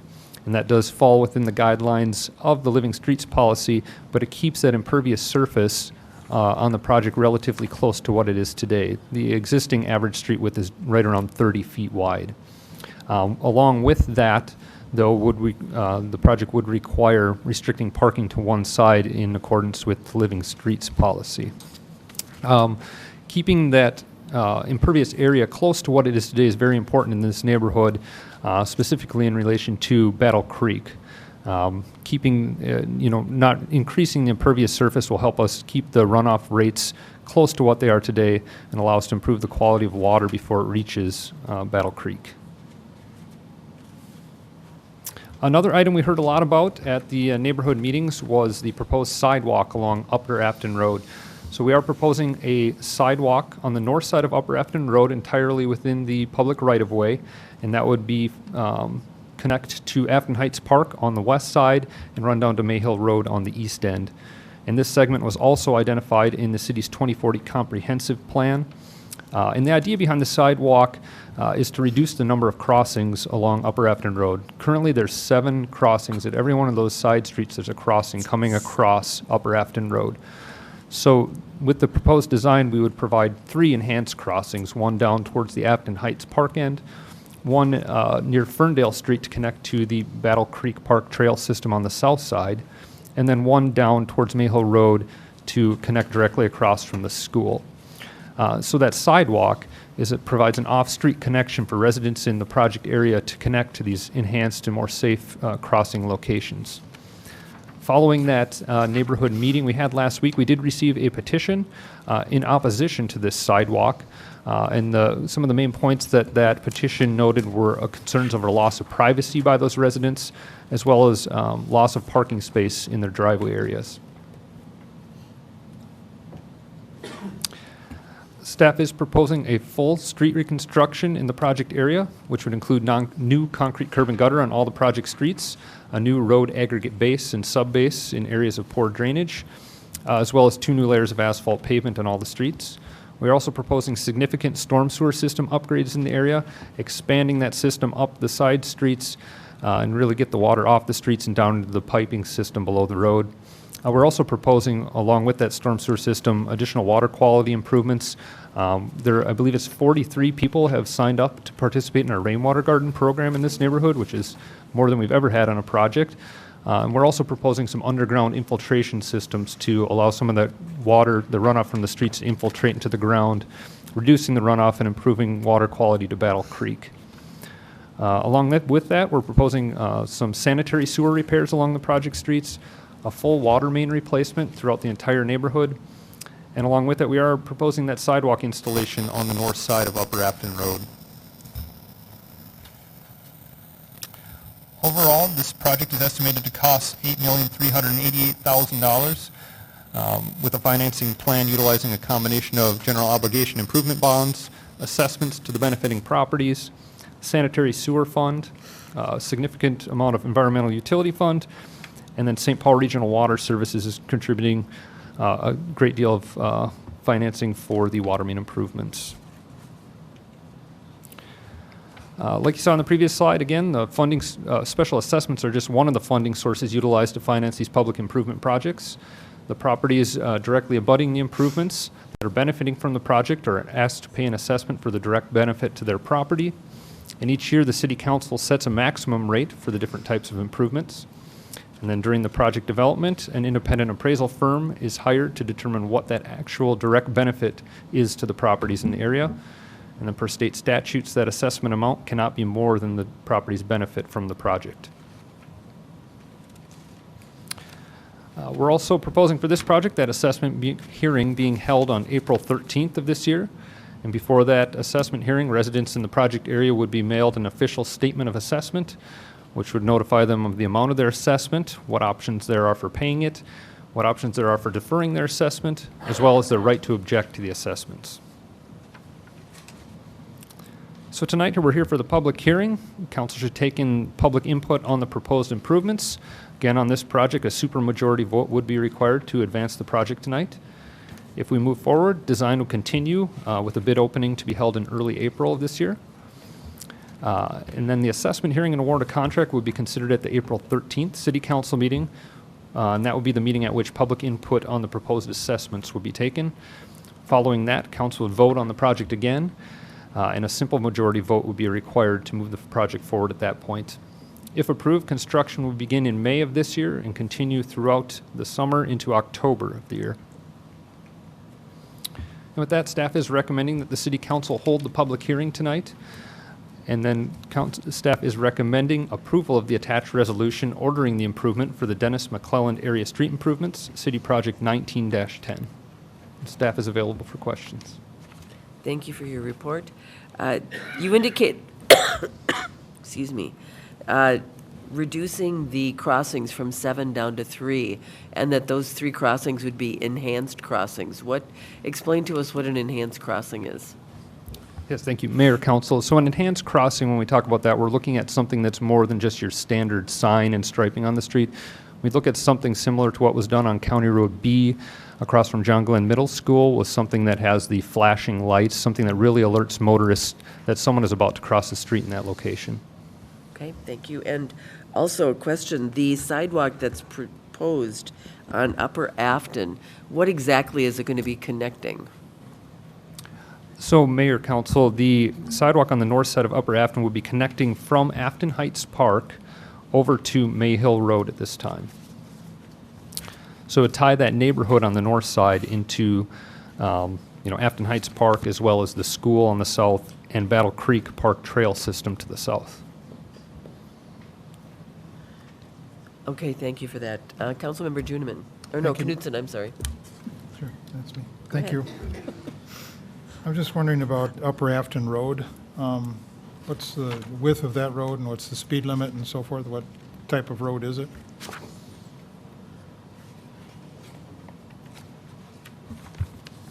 Mayor, Council, good question. I don't know what the width of Upper Afton Road is off the top of my head. And I believe the speed limit in that area is 30 miles an hour? Yes, and so one of the things we heard about at the neighborhood meetings was concerns from the residents with speeding along that roadway as well. I know there is a warning system on there with some flashing lights as well, notifying that motorists that they're entering a school zone. So speeding is a concern along that segment as well. Thank you. Council members, any other questions? Okay, then with that, what I will do is I will open up the public hearing and we will start with Kathy Zwick. There are 17 people signed up for our public hearing. The public hearing is now open concerning the Dennis McClelland Area Street Improvements Project. Ms. Zwick. Hi, my name is Kathy Zwick. I live at 2625 Mayor Lane with my husband. We've lived there in that area for 32 years, raising our 3 sons. I want to thank you for reviewing my past emails and petition. I would like to express my concern on the proposed limited parking. It is my understanding that after the improvements, parking will be limited to one side of the street. The side of the street that have mailboxes and fire hydrants will have posted no parking signs. I live on the side of the street with mailboxes and feel it would be a great inconvenience not to allow my family and other neighborhood families to park on their side of the street. We moved to this area to raise our family because of the small town feel the city of Maplewood offered. Maplewood shouldn't be a cookie cutter city. Each neighborhood has its own needs and individuality. Our neighborhood is unique. Our traffic on our streets is mainly from residents. Google Maps shows our streets currently as 30 to 32 feet, and as was just discussed, the proposal will be 30-foot average. I want to thank you for your consideration on that 30-foot. The width is ample footage to allow parking on both sides of the street, while residents continue to walk their pets, ride their bikes, etc. I was told that if we wanted to park on the no parking side of the street due to entertaining or whatever, we could call the city for a permit. Why waste time and manpower of city employees to monitor this when the simple solution would be just to continue allowing parking on both sides of the street? Another example for the need of parking on both sides of the street is the Afton Heights Park. During the school year, high school baseball games are held there, and the streets are used for visitors and buses. During the spring, summer, and fall months, those fields are in constant use, and parking is at a premium on O'Day Street, Sterling Street, and James Drive, even with the parking lot off of Upper Afton. The same can be said with parking on Mayhill Road and Farrell Street for events during the school year at Carver Elementary and when the community gym is in use. I implore you to reconsider the proposal for limited parking and keep parking on both sides of the street. In closing, I guess the bottom line is we're being charged $6,600. We should be able to park in front of our own home. I agree with the streets being redone and everything. I mean, I understand that. But I just want to park in front of my own home. Thank you. Thank you. Lori Anderson. Hi, thank you, Mayor and council members. I'm also live on Mayor Lane, and I've been there for 16 years. And I love the city of Maplewood. I moved to that area because it's kind of like Kathy said too. It's just kind of a small kind of community. The only traffic we really get on our street is basically people that live there. I'm basically looking at too is basically to be able to park in front of my home. My house too also is on the same side of the street that the mailbox is, and also I'm in the middle of the block with the fire hydrant. So for me, it's very limited anyway. And then because I'm on the middle of the street, I don't really have a street that I can park on across the street. So if I have company, it's very difficult. Because of where my house lands, it's like, and the other thing is that my neighbor that's across the street, it's like, he's going to have all this excessive traffic because of where the street he's in to the main street from Dennis to Mayor. So, I mean, to me, it's basically a fairness issue. I understand sort of the city ordinances, but I really believe that every neighborhood is unique. And I think that needs to be looked at and should be addressed. The other concern that I have also is with when they're going to redo the water main and the sewer. My question on that is when they have the roads tore up and they're going to reconnect that pipe. A lot of the people still I've had part of my main replaced with PVC. But a lot of the people I know, and a good portion of mine on the end of that is still clay. When they reconnect that, and I have been told this by the contractor that did mine, is that there is good chance that that's going to be damaged and crumble the rest of that clay pipe. What will happen then? I'm concerned if that's been addressed, or if any of that has been looked at. And also, how long is our water basically is going to be turned off during that time frame? Thank you. Thank you very much, Ms. Anderson. Donna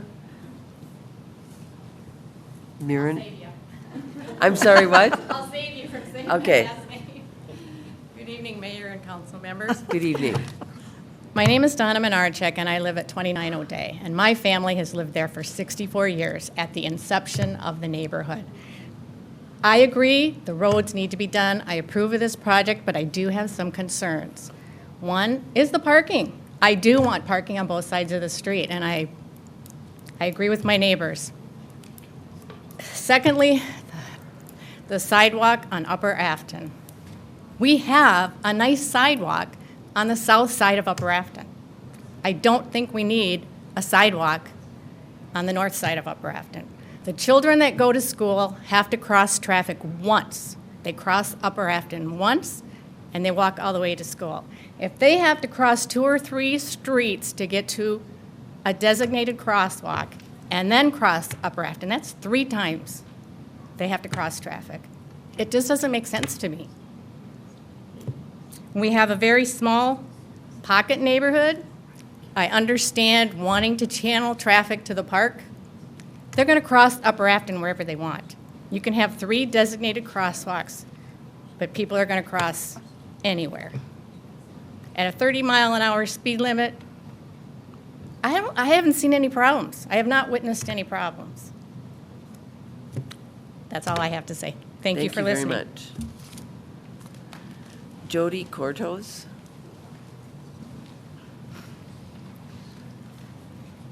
Thank you, members of council and mayor. I live on 71 O'Day Street. I am also opposed to the one-sided street parking. I'm in favor of the streets being redone because I think O'Day Street is probably the worst street, as I have to have my tires rotated once a week. It's pretty bad. It's a joke. Okay, really, no.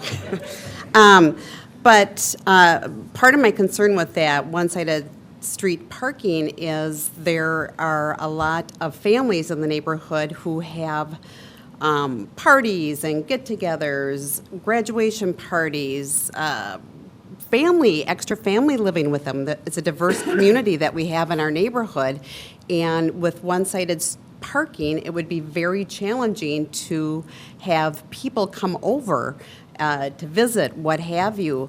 Another concern of mine is a couple of years ago we had our driveway redone and I had to call in to see if I could park on the street, and I was told I could. However, I only am allotted up to 12 days per year to park on the street overnight. So is that going to be a condition to, as well as to park on the street, to have two-sided parking if I were to call in? That would be a concern of mine. 2, I live over by the Afton Heights Park where the ball fields are, and with the busing there, the after-school events that are held there, the high school kids cruise down the street. With one-sided parking, I would think that would be even more dangerous with children playing in their driveways, what have you. We have long driveways, so children tend to ride their bikes. The whole thing I am opposed to, and I just wanted to share that. Thank you.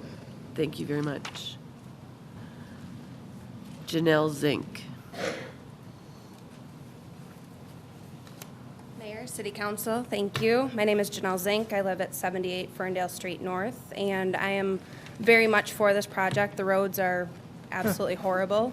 My husband and I moved 5 years ago, and we absolutely love Maplewood. Like, we love living here, but the one-sided parking would really impact us. My husband has a work vehicle, so we're constantly shifting vehicles around and having to park out in the street, and we are on the side that would be affected. We also, on our street, Ferndale Street, we have a lot of multi-generational families, and so it would really impact everybody if we all then had to park on the one side of the street. Also, all of our neighborhoods, if you're going into the neighborhood, you're visiting someone there or you live there. So it's one entry as far as, so people that would be, you would have to go down and turn around to be able to park on the approved side, or you'd have to be going into somebody's driveway to then turn around to be parking on the approved side. So it would be a lot of extra traffic down our street to do that. So thank you. Thank you very much. Alban Ditley.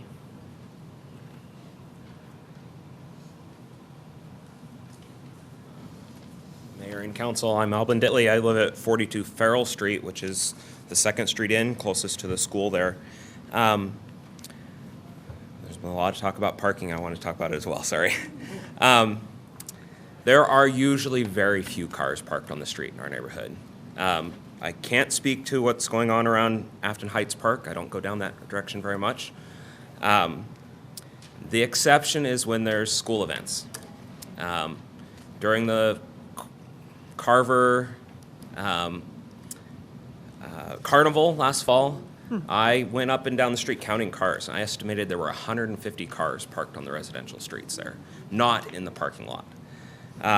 That's almost all of Mayhill, all of Farrell, most of Dennis, and some of Ferndale had cars on it, and all up and down Upper Afton as well. I understand that when they are remodeling the school, they're adding some parking there. Engineer said it was 30-something, I believe. I doubt that will be sufficient, especially considering that they're expanding the school as well, so the student body of the school is roughly 50% increase. However, when there are cars parked on both sides of the road, especially in the winter when there's snow out there as well, it is very hard to drive down the middle of that, and I feel like it's unsafe. A car door could open, a child could come through there, especially since there's all families getting out of cars going up to the school. And so for that reason, I actually support the one-sided parking. I feel like that we could make possibly an exception down near Afton Heights Park where there's school events there. I think it would be safer. I don't think it's much inconvenience to park on the side of the road opposite your house, and I think that there would be parking available for that almost all the time.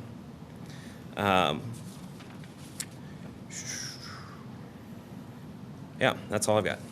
Thank you. Thank you very much. Jerry Novak. Madam Mayor and Council, my name is Jerry Novak, live at 2650 Mare Lane. I know I've had a couple of conversations with John already on the phone. I'm not going to beat a dead horse up here with the parking. I'm in full support of this project. Our neighborhood needs it. I've lived there my whole life. It's actually my house is one of the originals all through my family.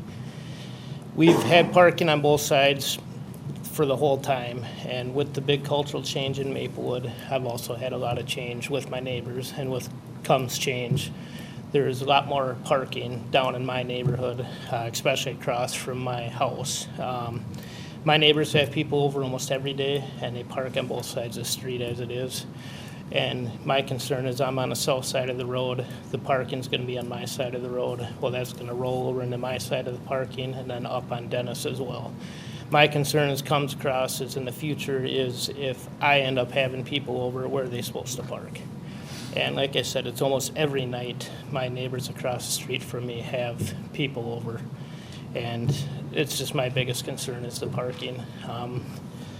We still have many houses that are single car houses, and now they have a single car garage. They have small driveways, and parking can be tight as it is, and they do what they can just to accommodate it. And I just want you to consider the one-sided street parking. Otherwise, like I said, I'm in full support of the street improvements we needed. Thank you. Thank you. Mike Jor?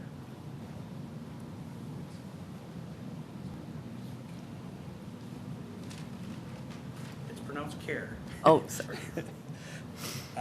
Thank you, Mayor and City Council. My wife, Kristen, and I live on 69 Mayhill Road, and we are very much looking forward to having the street improved and nice, smooth, not having to drive over speed bumps all the way up and down. So thank you for that. The main concern, as has been expressed, is the parking on going down to one side of the street. The mailboxes are on the other side of the street from us, and then there's a fire hydrant on our side of the street. So it sounds like there's a question as to where the parking will end up being, but we are very much in favor of having two sides of the street parking, and just as everybody has expressed, it would, yeah. I guess that's it. Thank you very much. Ryan Schmidt.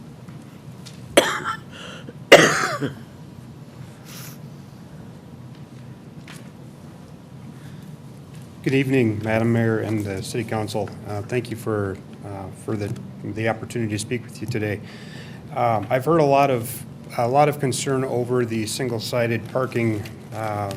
Mostly, my fellow residents are concerned about having parking for events at their homes.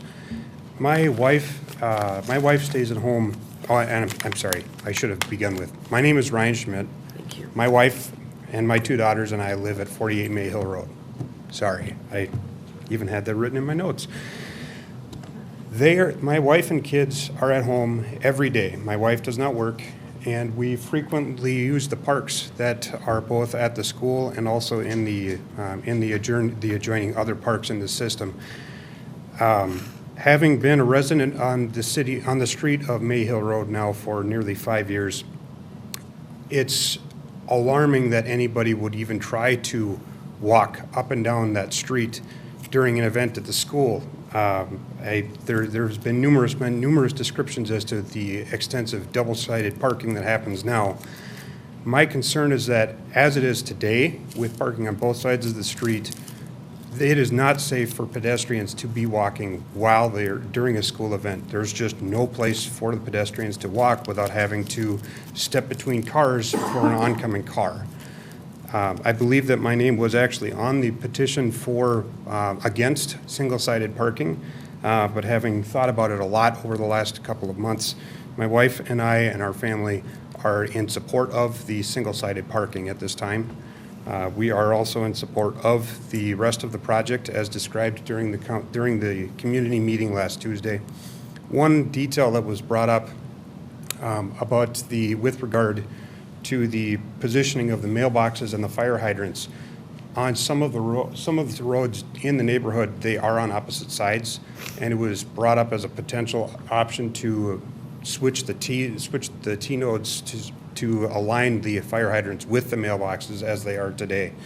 I see that as being a big improvement, and it would also make the parking on one side make a lot more sense as to which side the parking would be allowed on. I also have to say that I am in support of the sidewalk being added on Upper Afton Road. While crossing Upper Afton Road, my wife and my daughters have nearly been struck by motorists not yielding to pedestrians in the crosswalk. Having the additional right-of-way or the additional sidewalk on the north side of the street in order to get up to where they're trying to go, I see as a tremendous addition and a great benefit to the community. Thank you very much. Thank you. Bao Vu?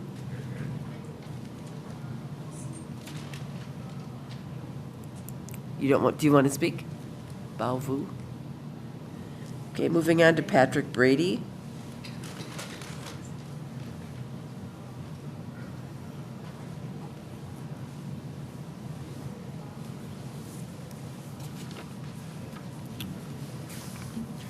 Yeah, my name is Patrick Brady. We live at 2647 Upper Afton Road, and we don't want that sidewalk on the north side of Upper Afton Road.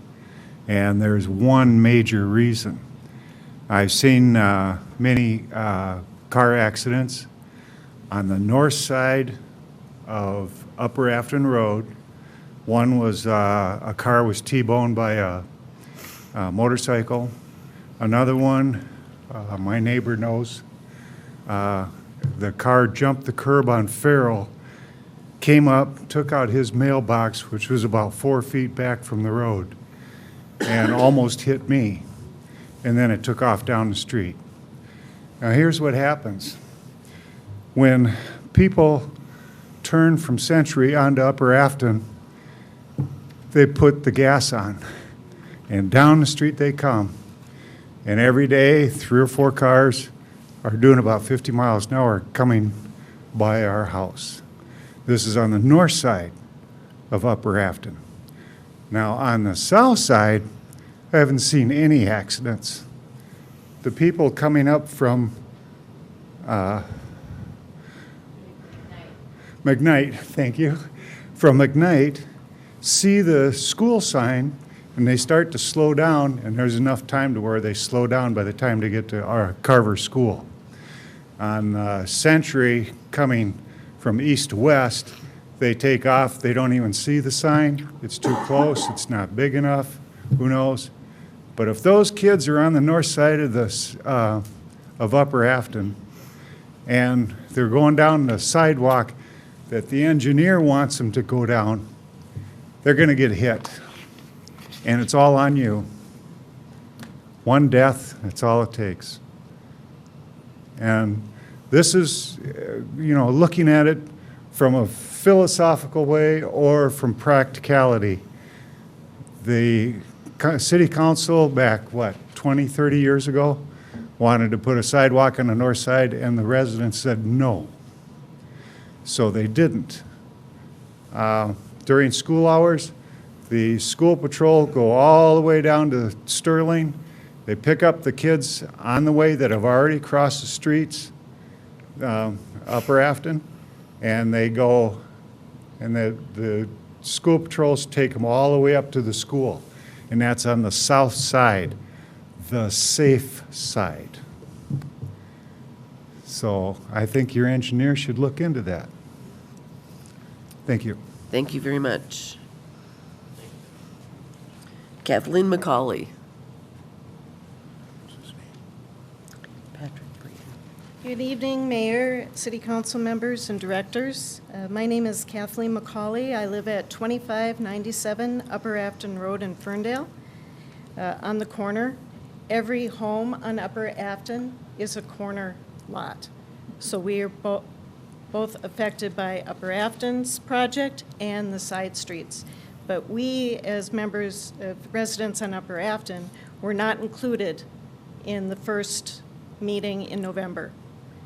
We have not received any mailings in regards to the side streets. We did not receive any mailings in regards to the rain gardens. Asked about it at the February 4th meeting, and we still have not received any mailings. I have not received any mailings in regards to the school project on, for Carver as a resident of that neighborhood. I have lived there for over 30 years. I'm against the proposed sidewalk. I have raised 3 children that all attended Carver Elementary School. My children and I have never had safety issues crossing Upper Afton. With countless events that we participated in over the course of these years, we always felt comfortable with our children and ourselves crossing Upper Afton to the south side, to go to the park or go to the school. The speed limit from McKnight to Afton Park is 30 miles per hour, and from Afton Park to Carver Elementary is 20 miles per hour when the lights are flashing on the speed limit signs or there are children present, is what it says. People are going to cross from the north side of Upper Afton and from that neighborhood, like one of my neighbors has said, from whatever street they're going. They're not going to walk 2 blocks one way or 3 blocks another to get to these. They're going to cross wherever is convenient for them. If it happens to be where that enhanced crossing sign is, that's great. And I'm not opposed to having enhanced crosswalks to remind people that there are people in the neighborhood trying to cross. I'm opposed to this because I'm going to lose 2 parking spots in my driveway. During the 91 renovation, we lost 3 feet, and we gave that to the bike path because we wanted to improve that and make that safer. That spot on the north side of Upper Afton, that bike path is 7 feet wide. From my end of my driveway to that line, there's plenty of space. I have spoken to an arborist, and the installation of a sidewalk will kill all of my trees in my front yard due to the damage to the root systems by putting in a sidewalk. I will lose privacy, shade, and I believe my property value will decrease with a loss of 2 parking spots in our driveway and less parking if you make it that we cannot park on both sides of the street. So my home is the one with the fire hydrant, and I maintain shoveling that out, and that the city does not. I make sure that's safe for my neighbors. I feel this is a waste of taxpayer money due to the cost of construction and the cost of city workers to try and maintain it. I believe that a sidewalk won't be cleaned completely, and so residents, because the sidewalks are slippery, are going to move to the street anyway, to walk or go across the street to the south side, which is a safer spot for them to walk. Let's see here. I have signed a petition with all my neighbors on Upper Afton Road against the sidewalk. I have never had an issue connecting with my neighbors without a sidewalk. I know quite a few of my neighbors. We get together and it's a close neighborhood. This is the 3rd time Maplewood has proposed a sidewalk on the north side, and I was against it the first 2 times. We didn't need it, we didn't want it, and my neighbors and I don't need it and don't want it now for the 3rd time. Thank you.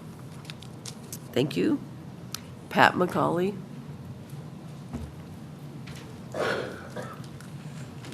Good evening, Mayor and members, council members. My name is Pat McCauley. I live at 2597 Upper Afton Road, at the corner of Ferndale, with direct access to the park. I've lived there for 31 years. I have a petition signed, updated petition signed by residents on Upper Afton, and we all agree that the proposed sidewalk will not add any benefit or value to our property. We agree the cost of installation and future maintenance is a waste of taxpayers' money. We've already had damage from the salt and sand from the plow trucks on our boulevards. You add that, a sidewalk to that has to be cleaned. They're just going to throw this salt and sand farther up on our lawns. And I feel it's kind of an invasion of privacy if you're forcing people onto the sidewalk close to your house when you have a bike path that's 7.5 feet wide, which offers plenty of safe room to walk or from one street to the other. I'll lose 2 parking spots in my driveway, and that's only going to make it worse with the proposed one parking on one side of the street if we have friends over or entertain. As it is now, when I pull my boat out of the garage, attached to my truck, I'm 5-6 feet away from the edge of the road. Back in 1991, the property owners agreed to give up 3 feet of our front yard in favor of the bike path, which is 7.5 feet on the north side, 6.5 feet on the south side, plus the sidewalk that's already there. Let's see. We believe all the residents and visitors will continue to use the current crosswalks to gain access to the park, school, and businesses, as they always have, versus walking 1 to 2 blocks to cross at one of the 3 proposed crossings. People are going to cross the road as soon as they can to get it over with. Currently, there are no sidewalks on the north side from McKnight east all the way to Weir Drive, which includes homes, businesses on both sides east of Century, including Woodbury Elementary School. That community is 10 times the size of ours. They don't seem to have any issues. For 31 years, I've watched out our front window or our front yard as people walk, run, bike up and down Upper Afton Road, and have enjoyed the privacy of viewing and having the park across the street, and the peace and quiet it offers. And was a great selling point when we bought our home. As the petition states, the residents of Upper Afton Road are 100% opposed to the sidewalk project. I don't know if you need the petition or anything. I think we have copies of this, yeah. Okay, well, thanks. Thank you. Deb Dragic. Welcome. Welcome, Mayor and council members. My name's Deb Dragic, and I live at 2615 Upper Afton Road, and we are on the corner of Ferndale. I'm opposed to the sidewalk. My husband and I are opposed to the sidewalk. Most of us have very short front yards. From what I understand, with the sidewalk and the boulevard, it'll take about 9 feet of our yard. So when people walk by, they'll be about this far away from our front windows. Would you like people walking by that close to your windows? I don't think so. Also, I've lived there for about 32 years. We've never seen any problems with the kids crossing the roads. The crossing guards do a very good job taking them to school. I'm in favor of enhancing the crosswalks. I think that's important. I think signage would be very helpful. But the sidewalks aren't necessary. Also, we just put in a sprinkler system in our lawn. If you put in a sidewalk, you're going to rip that up. Are you going to pay to fix that for us? Also, we take very good care of our yard. We have landscaping in the corner with boulders. You'd have to move all that. I don't think it's necessary to go to the expense of putting in a sidewalk when we have the sidewalk across the street, and that's the sidewalk. That sidewalk is access to the park and the school, and they have to cross the street anyway. Thank you. Thank you. Tim Spidell.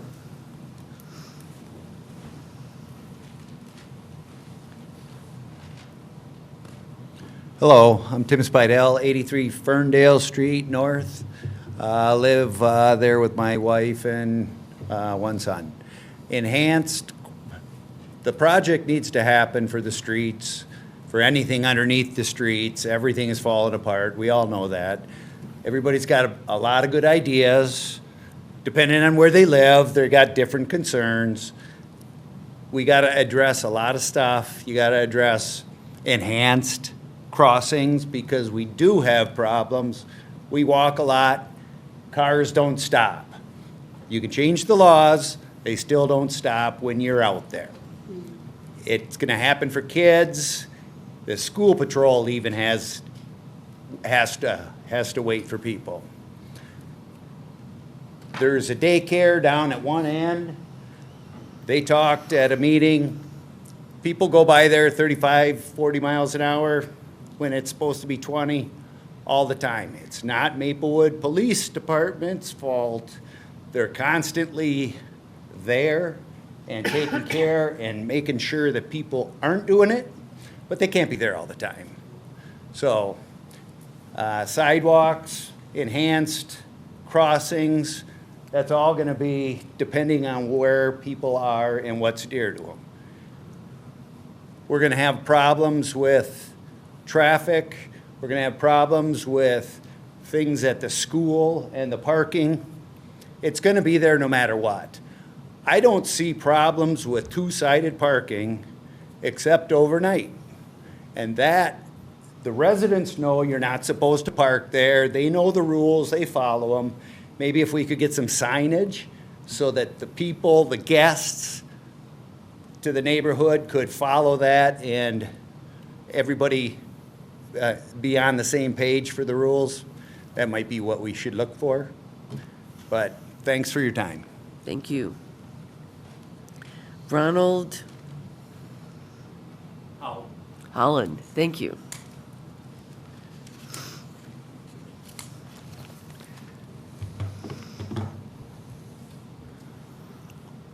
Thank you, council members. My name is Ronald Holland. I live at 2663 Upper Afton Road on the northwest side of Farrell at Upper Afton. My parents bought the home that I live in 1960 in the spring.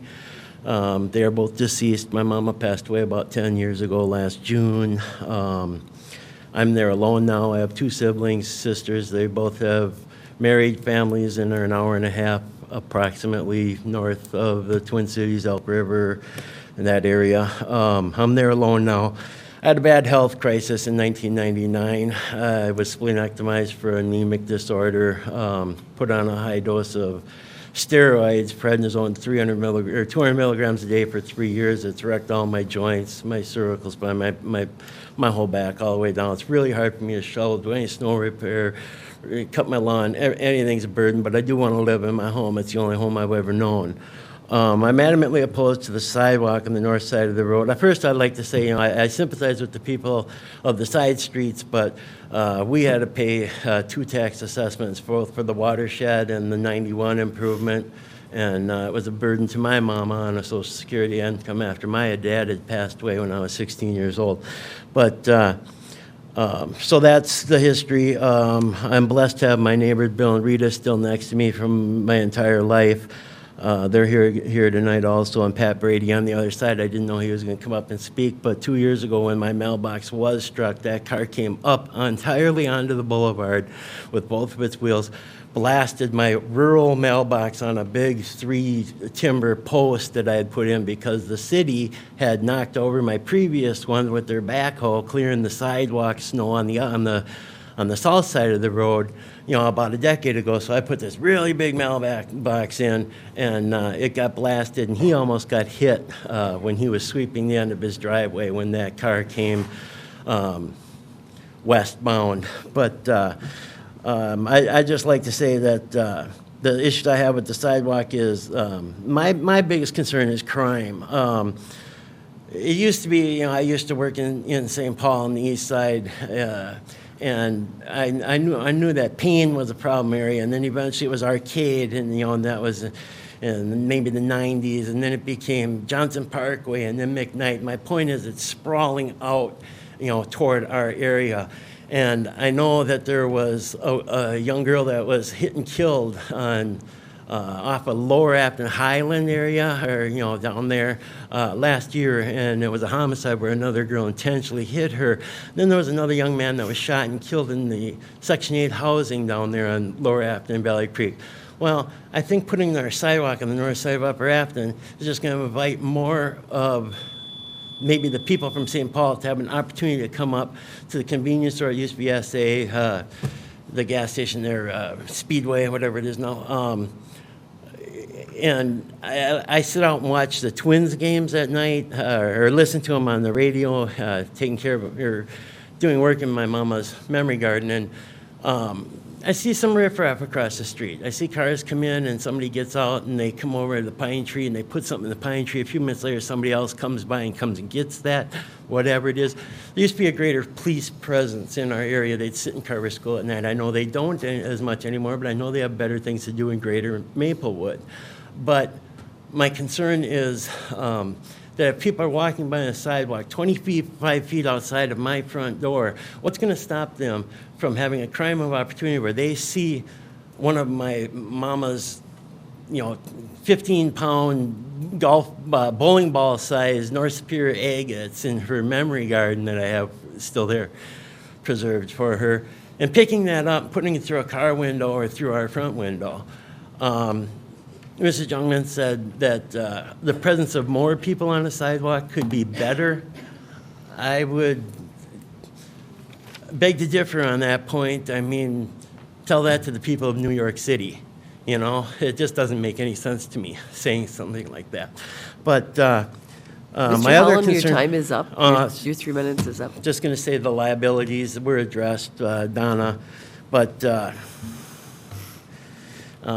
if they do clear the snow on it, they're going to be putting that road chemicals and sand up into our yard, which is going to make it even harder to maintain our lawns, which is already difficult to do. I did have a few other points that I listed quickly, but I won't go into them. But I did notice when I was shoveling last night that we will lose approximately 75 square feet on each side of our driveway to put that snow, and those snow berms get 10 feet high. Where are we going to put that snow? From our driveways. Forget about the snow on the sidewalk.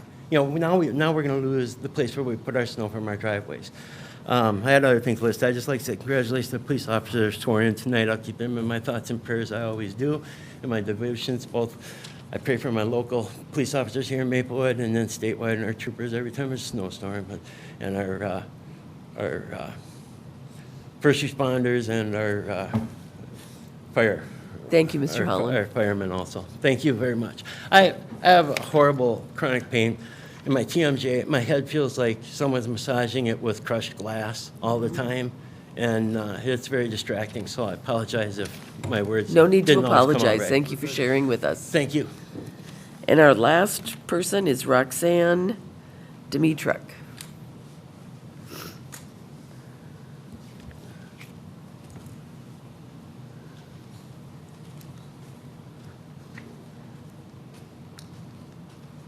Hello. Hello. Hi.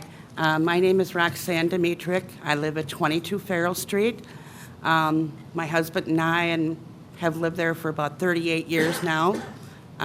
We raised our two sons, and they both attended Carver Elementary School. It's a beautiful neighborhood. It's quiet. It's peaceful. It's very unique, and we just love living there an awful lot. I just want to say that I'm opposed to the sidewalk. I don't think it's really necessary.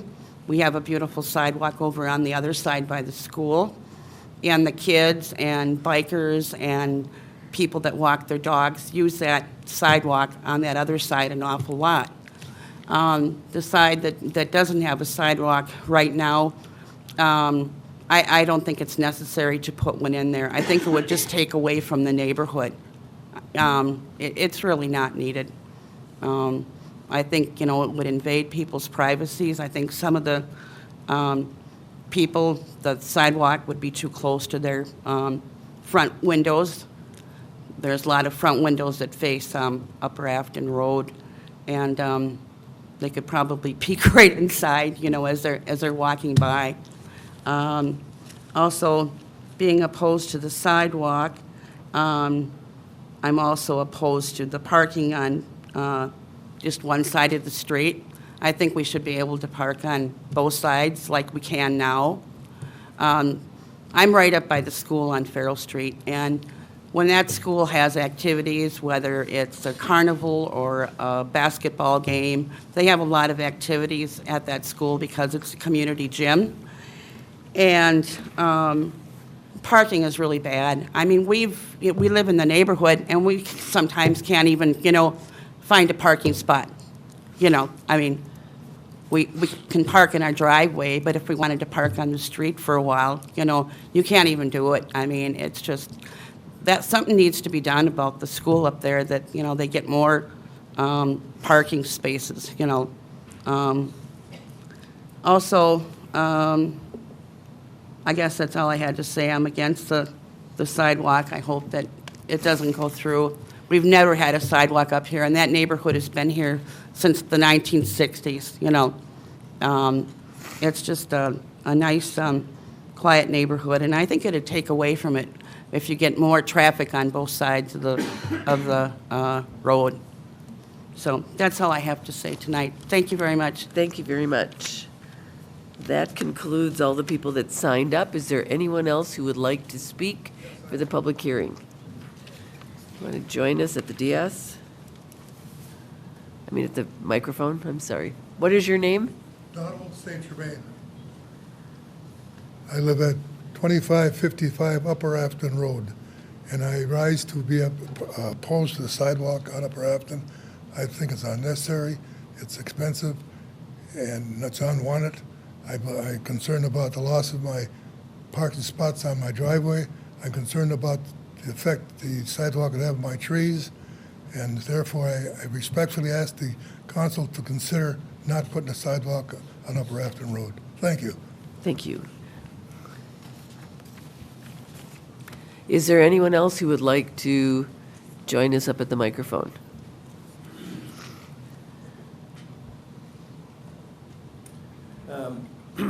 My name is Jeff Horning. I live at 2709 Mayor Lane.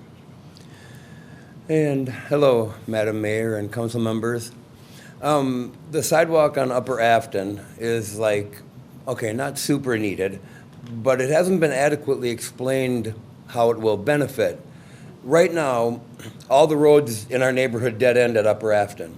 So if you go walking around with your pets or your family or whatever, when you get to Upper Afton, you have to cross Upper Afton, go down a block, cross Upper Afton again to go down the other street. You can't stay on your side of Upper Afton. And so that's what will make it, one way that it makes it safer. The sidewalk is going to serve our neighborhood purely. There's not going to be other people from outside using it. It'll be mostly the people in our neighborhood that'll be using it. So that's how that sidewalk will benefit us, by not having to cross Upper Afton twice to go around the block. And then the one-sided parking, with the two-sided parking, when there's an event at the school, you have a whole block of one-lane traffic, and it's just unusable, and we're going to lose a foot of driving area. So we need to have the one-side parking so we can have the cars going both ways. So the one-sided parking will benefit us a great deal. I know I'm not going to be able to park in front of my house either. I'm on the mailbox side, but I still think it'll make it a lot easier to get around by only having cars parked on one side of the road. So that's what I have. Thank you for your time. Thank you very much. Anyone else? Seeing no one else, then I'll close the public hearing. And I have a list of questions. Mr. Love, can you talk about the fact that putting parking on one side of the road is going to be limiting parking in light of the fact of school events? I'm kind of combining some of the questions, and family get-togethers and parties and graduation parties. Can you talk about that in terms of parking, only restricted to one side of the road?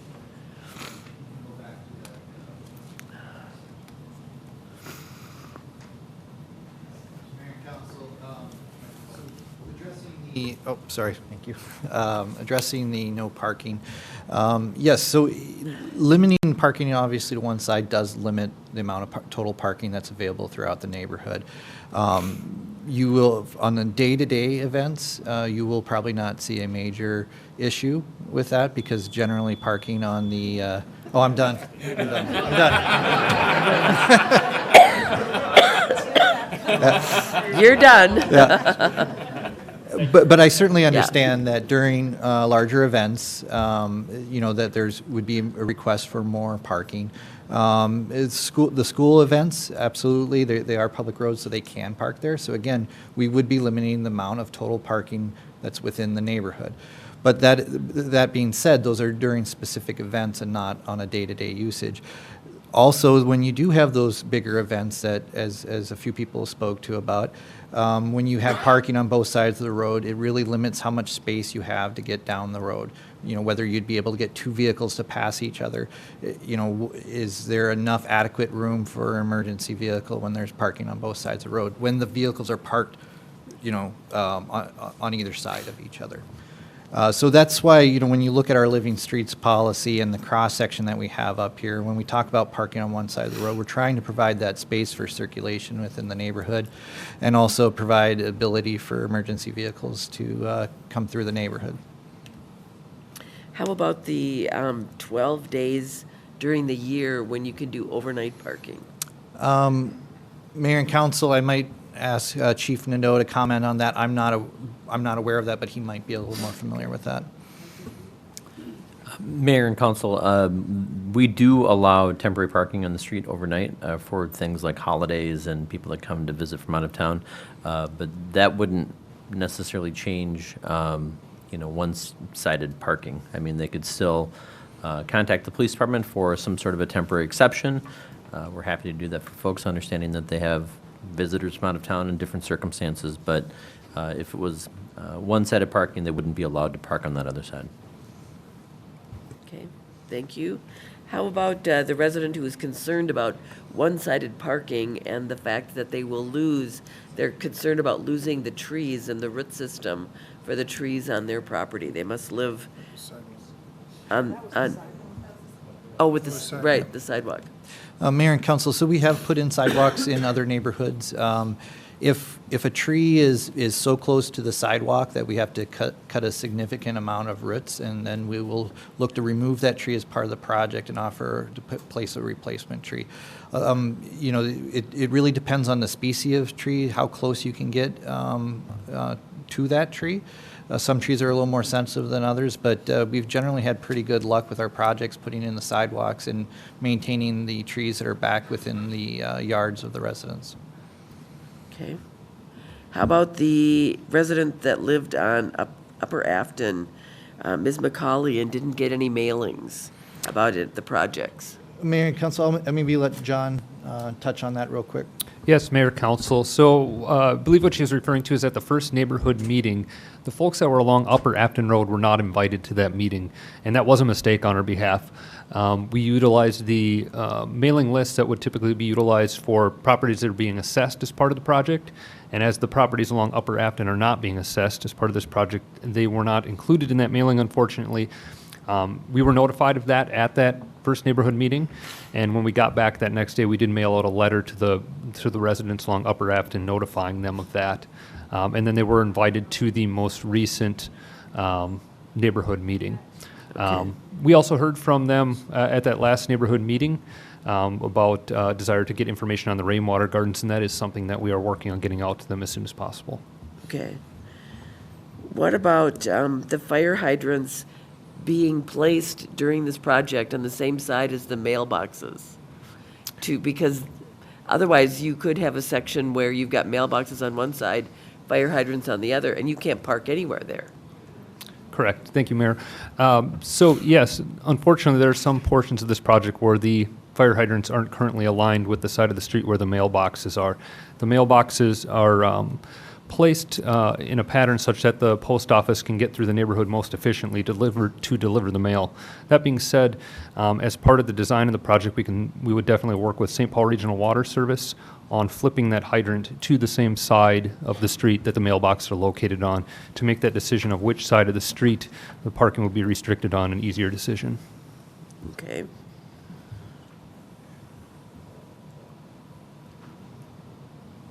How about the resident that raised the issue about school safety and cars being more inclined to, they would go over the curb on the north side if we put a sidewalk along there? That there is some danger to that for children. Mayor and Council, I'm not aware of anything where a sidewalk would lead to a higher risk of somebody being hit. Generally, sidewalks are being put in along road. Excuse me, this is an opportunity for staff. The public hearing is closed. Do you want to answer that? Generally, a lot of times, sidewalks are being put along roads so that you give pedestrians a space to walk that is separated from the roadway versus on the roadway like it is now, where it would be on the shoulder area.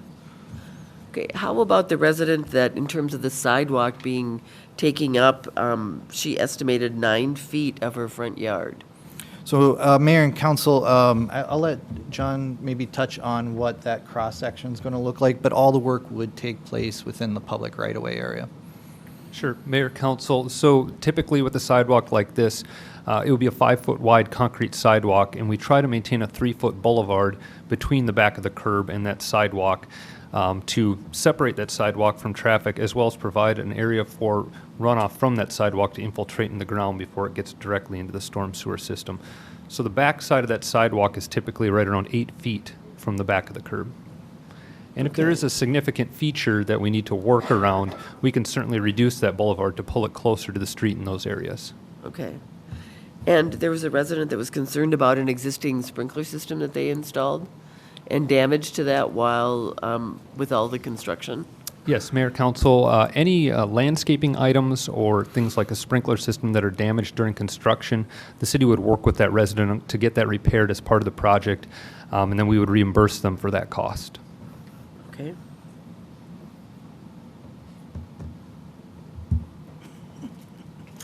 You know, I'll throw out one thing that we talked about in another road project last year, and that was we did some bump outs. Maybe that's not the right terminology. Bump outs, is that the right terminology? To provide some additional parking. Is that feasible in this particular area?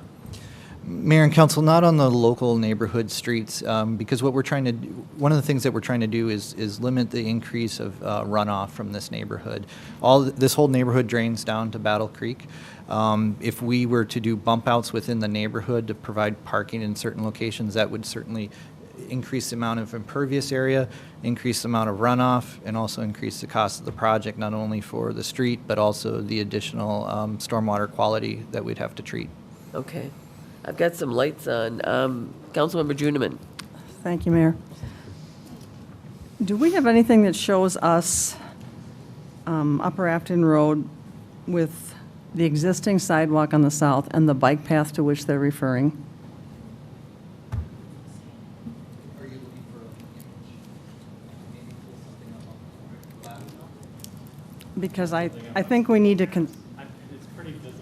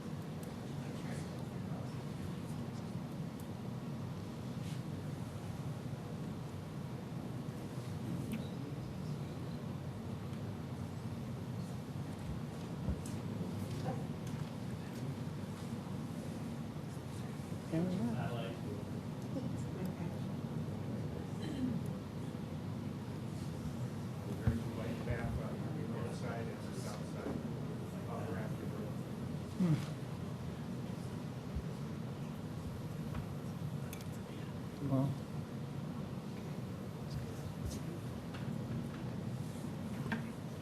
So Mayor and Council, this is a aerial of Upper Afton, kind of near the school, that shows the bike path sidewalk area that's on the south side there.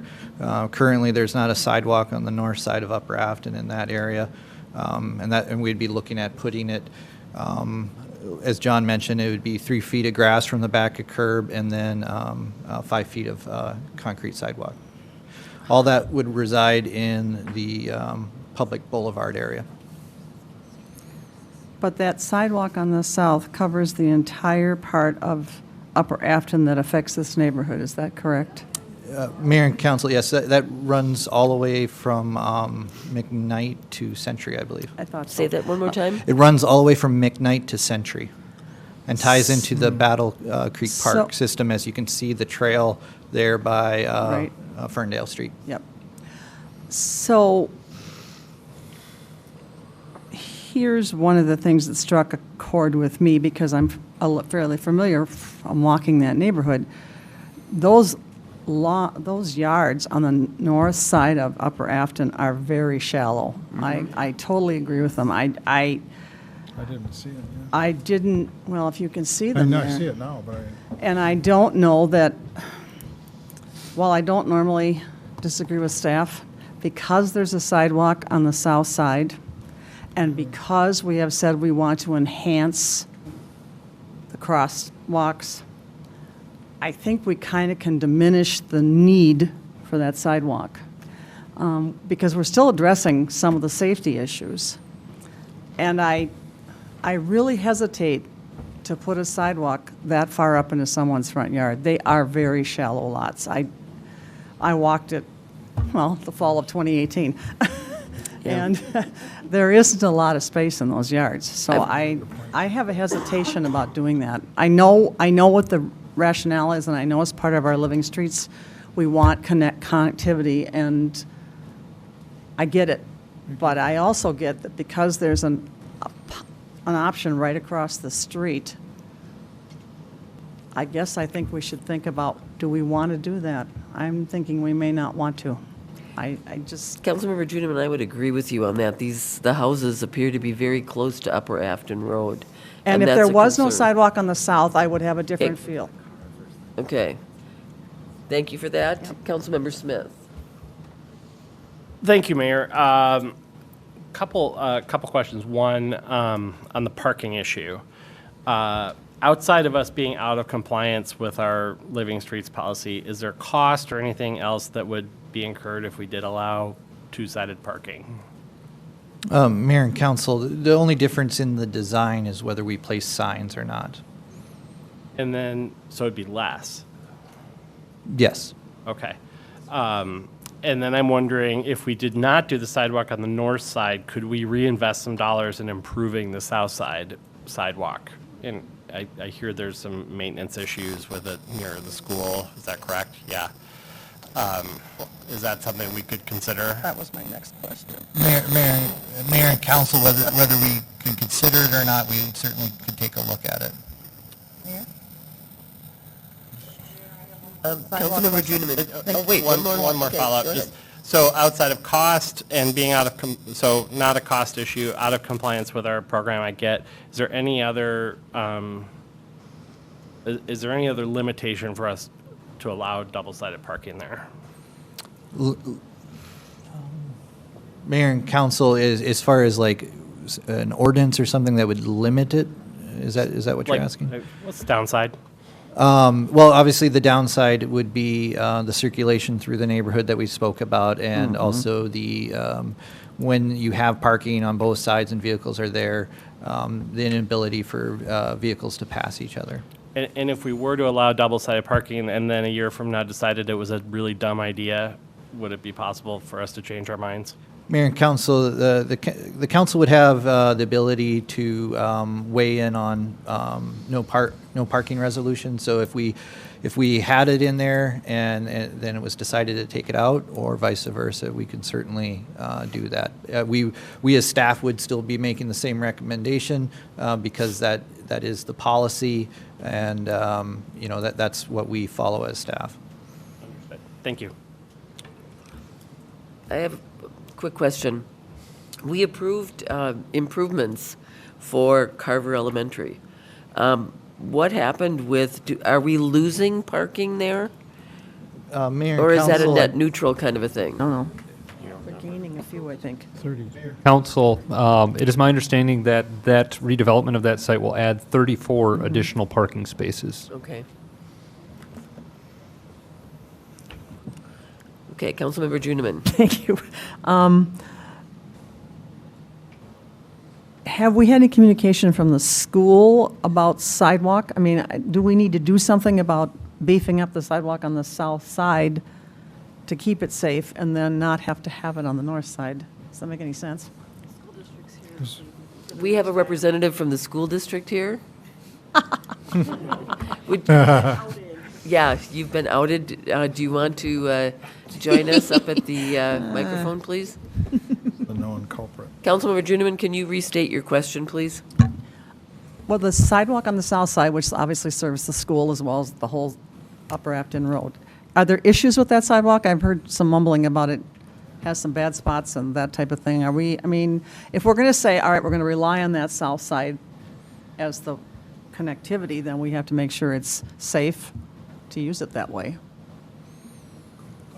Right now, my name's Mike Boland. I'm representative of the school district for operations and health and safety. Yes, there are some, it's breaking up a little bit in areas. It's uneven. It will be addressed, hopefully, we're addressing some of the, with the new facility we're putting in. But the city was supposed to be working with us. We're working together to correct that in front of the school. But everything else is, that's on you. So, pretty Okay, much. so I guess I'm saying to staff, I just thank you for answering that. Yes. Do you think this, we haven't heard from the school, so they don't seem to have an opinion, or we haven't asked their opinion, on whether we need another sidewalk. Have you heard any rumblings from the school that we need another sidewalk? As of, No. Yeah, go ahead. All right. As of right now, when we went through the study and looked at how many spots we needed for bikes and things like that, most of the students coming to the site are not bikers, nor really walkers. To a large degree, the majority of the students attending are coming on bus or parent drop-off. Thank It's you only for- in this neighborhood that you're having. Yes, okay, thank you for clearing that up. I'd like to So- ask a question Go ahead. about the, there would be 3 enhanced crosswalks. Do you identify any safety issues with kids crossing the street at 3 enhanced crosswalks? We really didn't look at Yeah, the that was in the adjustment on that, streets yeah. or anything of that nature. We really concerned ourselves with working with the city with regard to parking, traffic, and trying to make sure that we were separating traffic on the site to limit the number of conflict or touch points between walkers and bikers and cars. Okay. Councilmember Knudsen. Thank you, Mayor. I don't have questions for you. Okay. Thank you. Thank you. Thank you. I'm just, the gentleman that talked about the access to Upper Afton Road on that curved access and the worry about the north, I had personal experience on my street with that curve. Because what would happen is people would come around a curve on my street, which is Arcade, and end up in my front yard. For years, I wouldn't let my kids go beyond a certain point in my front yard until we reconfigured the roadways to have more of a T crossing. So I understand, I don't know if I don't see the gentleman that was talking about that particular intersection, but that is a fact of concern. When you come around that curve into Upper, it could be. So I guess I'm just supporting what's the conversation that's going on here. The sidewalk to the north seems like a policy decision, but doesn't go anywhere. So I think we can deal with that. Second thing, though, is just, I live on a street that's had no parking on both sides for 35 years. And I struggle with it once in a while, but what I'm worried about, frankly, is I don't have any friends, because I don't, I just don't have those concerns. I will say, my wife had a big party a couple of weeks ago, and we called the police department, and they were very accommodating. The lady said, "Could you get the license plate numbers of everybody that's attending?" We paused for a while, didn't say anything, and she said, "Well, never mind." So, and honestly, for those 35 years, it's worked out fine. Yes. We've been able to accommodate just about every event we've had.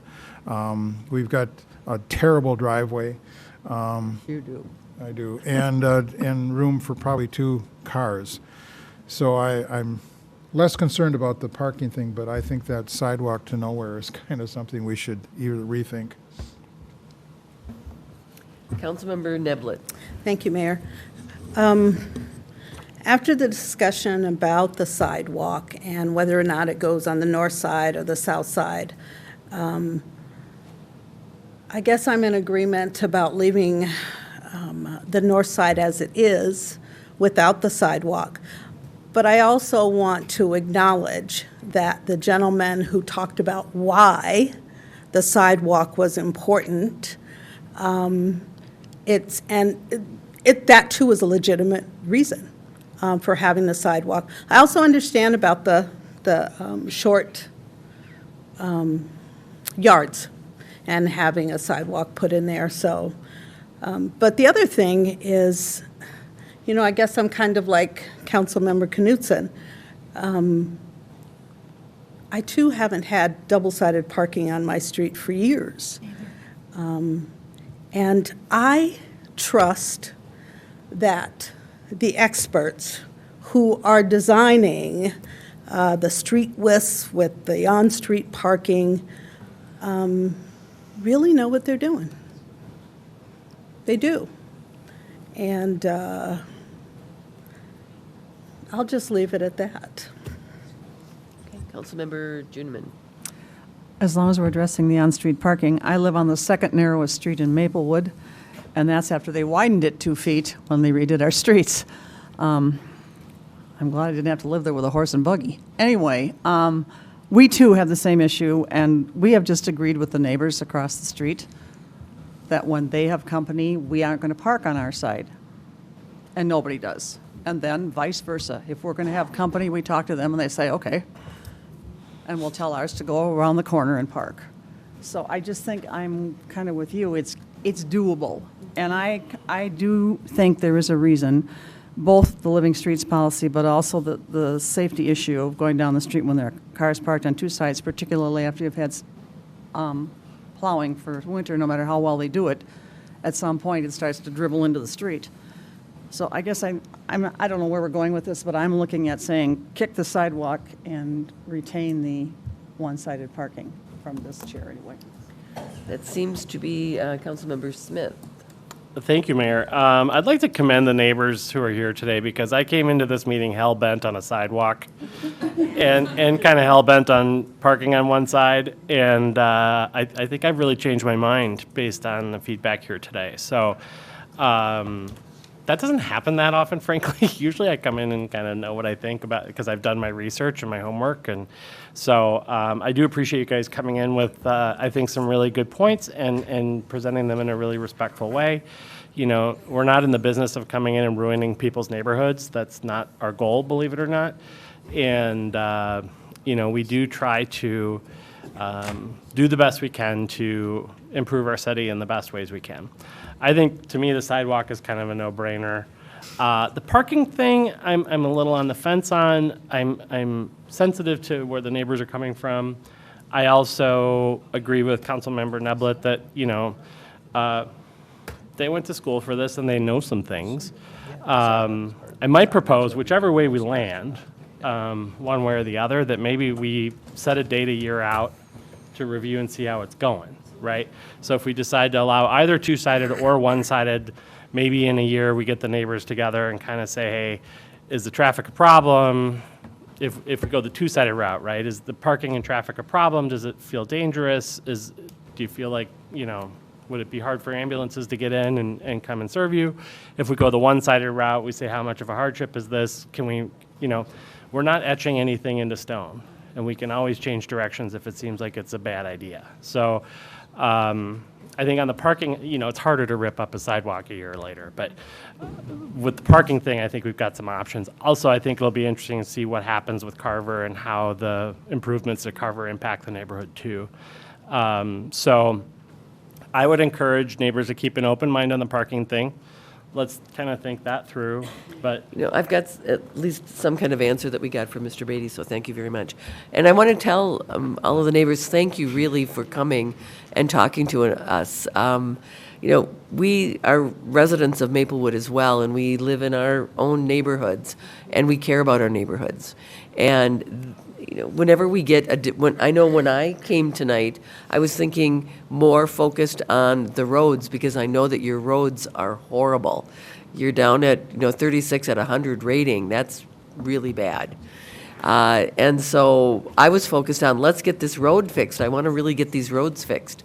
And these are not easy for us to grapple with. They really aren't. But I would concur with my council members that, the sidewalk on the other side just doesn't make much sense to me. And I think that we can spare that and fix the sidewalk on the south side. We can, but we have to make the sidewalk decision tonight.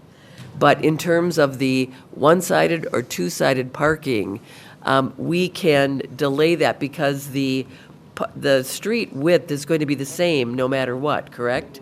And so we don't need to decide that tonight. What I would like to see is some additional information, especially for some of these properties where right now they have a fire hydrant across the street and they may have the mailboxes in front of them. There's no parking around there. So what would that look like? So I would suggest, I will propose a motion to approve the attached resolution ordering the improvement for the Dennis McClelland area street improvements minus the sidewalk on the north side of Upper Afton Road.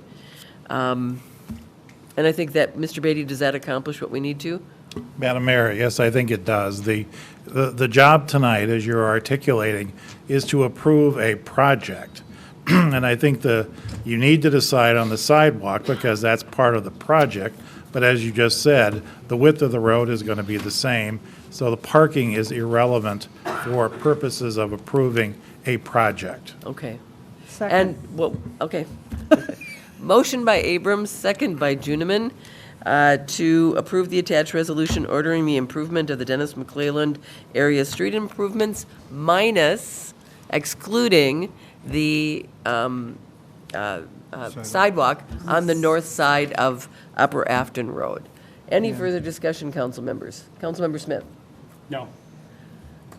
No further discussion? All those in favor? Aye. Motion passes. Thank you, everyone. You guys are good. Thank you all for coming and sharing that with us. It's really nice when a council listens to additional information and it can lead us to other kinds of conclusions because we really want to make this better. And I can't wait to see your streets. I know how bad they are. So, But I think we should all go down and look now so we can really appreciate. thank you, everyone. I would appreciate if they don't cut me off I had no idea, Brad. I was into the middle of the time. Yeah, tell Tyler thanks, too.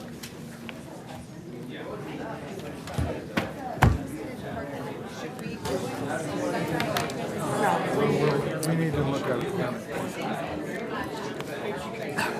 You're going to pontificate and make all the talk. Good job. What's that? And the pink shirt. Yeah. That's who you're agreeing. What the heck? We're still in a meeting, so. Oh, yeah. Oh, Like I said, they was gonna come down, they was gonna walk through the park.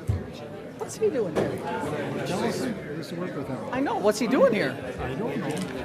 I know. Hey, ladies and gentlemen, we still have more business to do. They don't have to decide on them. Ladies and gentlemen,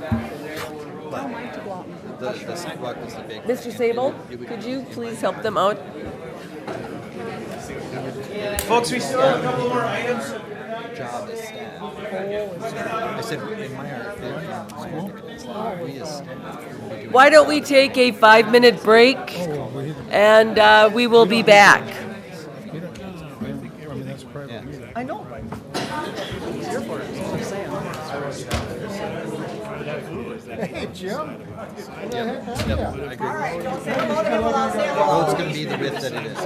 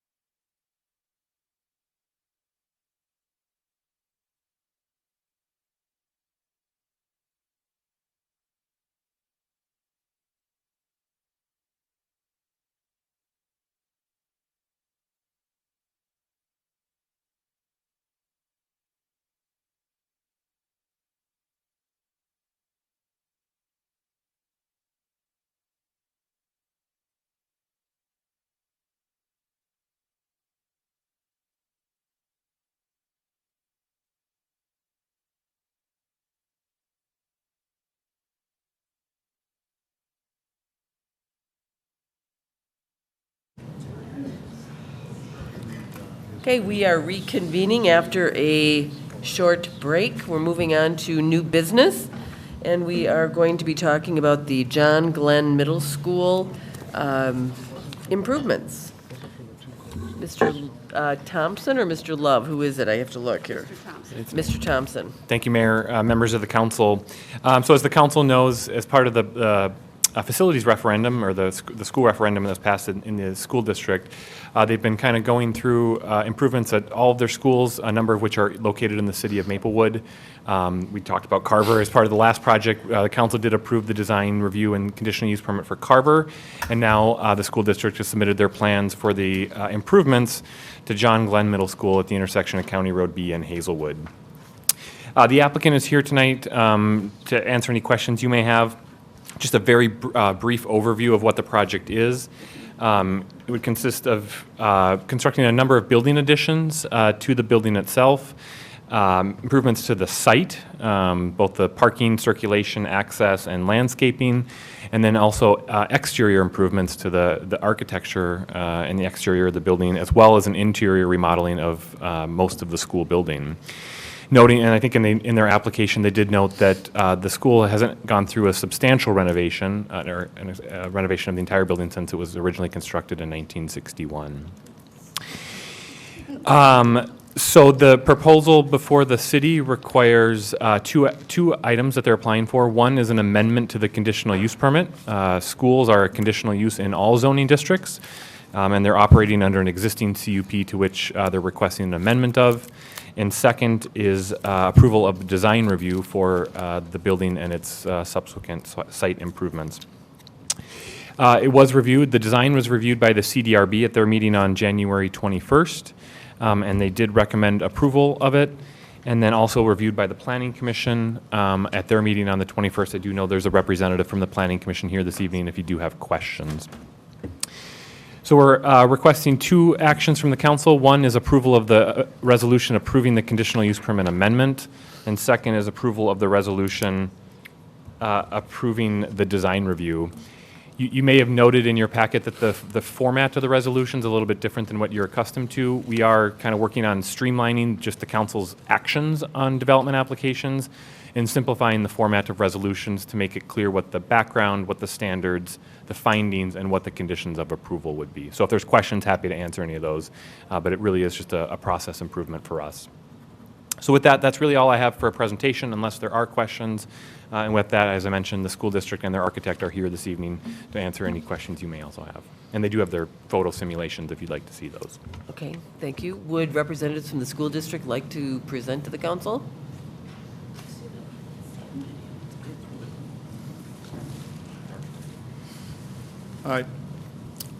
Mayor and council members, we have spent a lot of time and energy working with a variety of groups and met with neighbors and whatnot to talk about what the new John Glenn Middle School will look like. As you can see from the imagery, we created video graphics both inside and outside the building to show folks what the building will look like, and not only have we increased the tree count, but also a lot of the landscaping. So the image you see here, the front of the building with the big windows, that's actually the new pool that'll be built at John Glenn, and a new activities entry on the front of the building. The piece that now is panning to my right is the new music addition, and then the white volume will be the brand new entry into the middle school itself. Oh my word.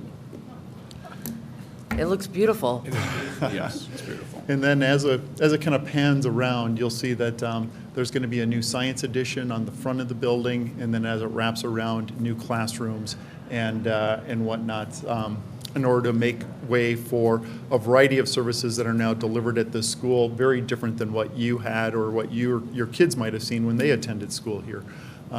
So right now, the district's plan is to go from 3 middle schools down to 2. John Glenn will be the feeder for North High, and Skyview will be converted to a total middle school, which will be the feeder for Tartan High School. And Maplewood will be closed as a middle school and become a brand new elementary in the future. So kind of give you an idea or overview of what you will still be seeing down the road. What you're seeing now, as the white shape comes around and folds over, will be the new bus entry for many of the students, as well as one on the other side. And like I said, inside the building is, I think, even more fantastic than what's on the outside. We're delivering up to 13 additional services that are both district and public services, like counselors, social workers, things like that. We have all new academic areas to support independent learning. The district at this building also goes out into the community and picks up roughly 24 students who are displaced homeless. And so accommodations are made for those students to come in the building, and no one would know that they're from that economic ilk, so to speak, because they have the opportunity to pick up new clothes, all their books and supplies, have their clothes laundered when they come in, and receive them when they leave. So it is amazing the number of services and the number of things that go on in this one single building. I invite you all to come when it's done. But this kind of gives you an overview of what the outside of the building looks like. Very impressive. Very impressive.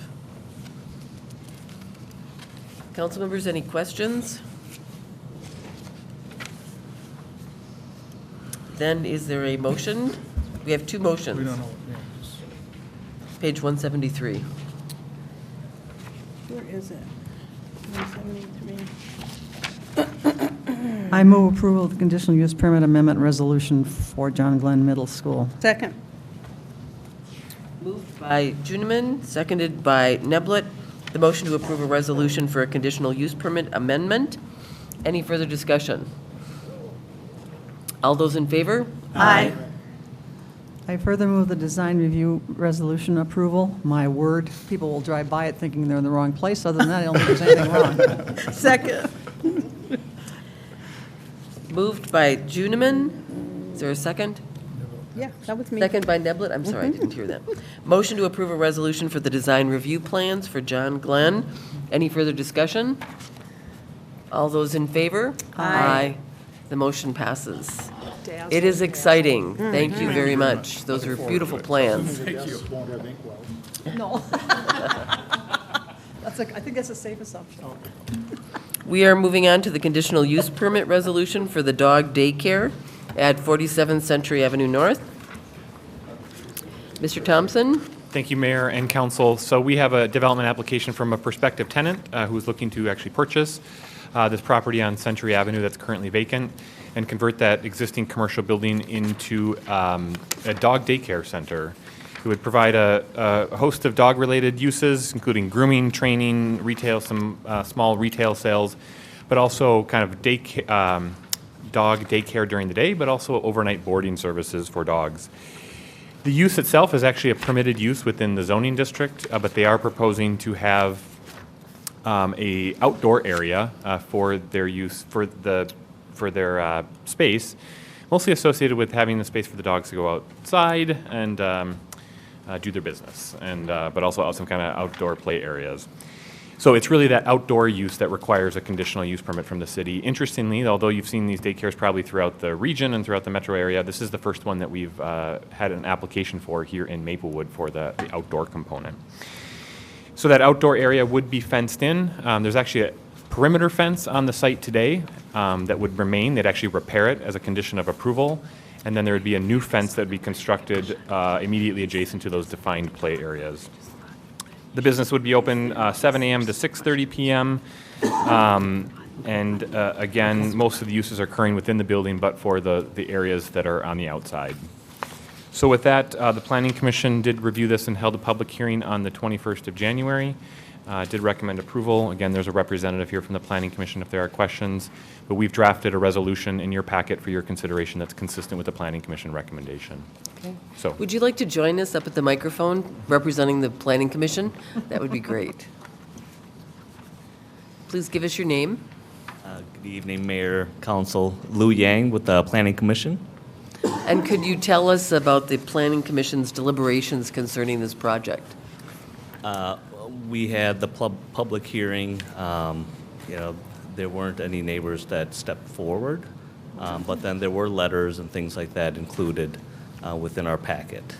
There was concerns about noises and things like that during the day when the dogs would be playing outside. But the potential business owners said that they were limited to certain hours, and then the dogs would be let out in the evening and then in the morning for restroom breaks, things like that. So for the most part, the evening hours, the potential business owners were able to make sure that the noise levels were contained within the building. Okay. Thank you very much. Any questions? Oh, Councilmember Neblett. Thank you, Mayor. Couple of questions. I was reading the concerns from the residents, and one of the letters, I guess, was concerned about runoff from the spray that's used to clean up the backyard. And I also read the letter from Central Bark. But is there any concern whatsoever about the runoff, or? From the information that was shared, there is a curb system that's within that existing parking lot. I don't know if the potential owners wanted to come up and address that directly. Sure. Would you like to come up, please? Would you state your name, please, and then Sylvia, Councilmember, I'm sorry. Yep, hi, my name is Chris Holbrook. This is my wife, Angie Holbrook. We are the applying business owners. Okay. And the question was on the runoff concern? Yes. So, interestingly, this building has not been updated since, I believe it was built in 1979. And the back of the lot, it's hard to tell because it's snow-packed right now. It looks like it's bermed up so that there's no runoff towards the neighbor's yard. Right. One of the conditions they put upon our CUP was that we satisfy the city engineering to verify that, to alleviate that concern. And if needed, we would do whatever we have to do to contain any runoff that there might be to the site itself. So, and the chemicals that are being used are safe and harmless? Because this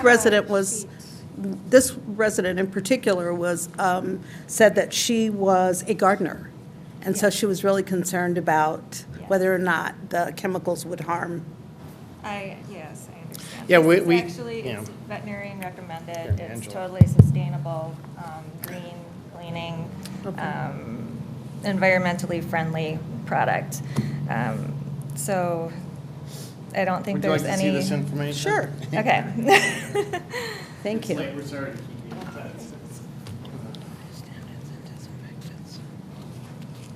Okay. And maybe this is something that can be shared with the residents. Yeah, and we had actually, for the record, we went around and talked to 25 residents nearby, and then we talked with that gentleman who, he shared those concerns, and then he emailed them, and then I think he mailed Yeah, them. there were a couple. So, Everyone has our card on Yeah. both sides of the street, our Yeah. business cards, and our phone number. Thank you. Absolutely. Councilmember Juniman? This is probably a dumb question, but it appears in 2 or 3 concerns here. I mean, you know, I have a beast, so I get it. And he is a beast. But the barking issue, I know people can blow it out of proportion. I've been sitting here long enough to know that. But how do you, if you have more than one outside and they're exercising and they kind of get into it, how do you curtail that so Right. they're not calling the police department and making the chief come over? Actually, it's, in a doggy daycare, it's all about dog management. And so we have a dog handler for every 12 dogs. So play groups are divided into 12 dogs, for each handler. And they play with them. They divert them if they start to bark in any way. Okay. Any dogs that are barking outside that won't stop barking are put inside for a timeout. So it's very important because this is an issue that is brought up in every municipality that a dog daycare will go into. And this is a franchise, and they've been around for over 20 years. And their location in Fort Lauderdale, Florida, which is like one of their oldest locations, actually has a similar situation where they have residential multifamily units, actually. behind there, like adjacent to their outdoor play areas. And they've been there for 20 years without any issues. So it's very important to them. They train all their franchisees, you know, how to work with the dogs and to minimize any disturbance to any neighbors, business or residential neighbors. Mayor, I have a curiosity question. What Councilmember possesses Juniman. people people to go into the dog daycare business? Well, it was dogs, I guess. it was this or a bar. So, Yeah. but Boy, did you say that to the right? Yes. Yes. And just a quick side note. I mean, You this might need isn't to an- drink after this, but whatever. Yeah, so do we. This is an enrichment model business. So as Angie said, it's no more than 12 dogs per trainer. They play with the dogs. You know, it's not just throwing a bunch of dogs out in a kennel Right. and come back at the end of the day and pick them up. So that's. And it's not just supervising. They have behavioral either. They assessments. actually It's a very thorough process. interact with the dogs. Can I ask staff to weigh in on barking dogs and what happens if we have complaints about barking dogs in Maplewood, just so that you know in case? Yeah. Thank you, Mayor. I read the ordinance today. The ordinance says that excessive barking is a public nuisance, and it's defined as barking that continues for more than 5 minutes. I think there's a break for like a minute. Like if a dog stops barking for 61 seconds, the 5 minutes restarts. Okay. But suffice to say, it's a 5-minute limit on barking before it's a violation of the nuisance ordinance, and then potentially a violation of the CUP as well. Okay, and then what happens? They get cited? I presume under the nuisance section, they could be cited, but also if it was a continuing issue, the council reserves the right to bring a conditional use permit back for your review to ensure that it continues to comply with the conditions that you've put it upon it. Which Okay. we would not want. So, dogs would not bark for 5 minutes straight. It just would not Councilmember be Smith. allowed. Thank you, Mayor. I think the big issue here is what it sounds like you're already doing is communication with your neighbors and developing that relationship and that open line of communication. I might be more concerned if I thought you might be jerks, but that does not appear to be the case. I don't know you that well, but from what I know so far, looks good. Everyone You know, has an they need to have someone to call if there's an issue, right? It needs to be open lines. It's that, I think that will be the biggest deal, is just to be reasonable and be open in communication. So I think you're doing the right thing. Thank you. Thank you. We absolutely want to be good neighbors in the community and good business partners for Maplewood. Absolutely. Okay. Any other questions, council? Is there a motion? I move Go ahead. I move approval of the conditional use permit for dog daycare at 47 Century Avenue North. Second. Moved by Juniman, seconded by Neblett. The motion to approve the conditional use permit resolution to allow outdoor play areas for a dog daycare at 47 Century Avenue North. Any further discussion? All those in favor? Aye. The motion passes. Thank you very much. Thank you. Good luck. Thank you. Have a great night. Okay. Closed session. Council members, with that, I spoke with City Manager Coleman and City Attorney Beatty during our brief break. The next item is an item that we need to go into closed session for, and it is expected that it'll take maybe about an hour. And so what I am proposing is that, instead of doing that tonight, our City Attorney Beatty suggested that I recess this meeting until Wednesday, February 12th at 6 o'clock.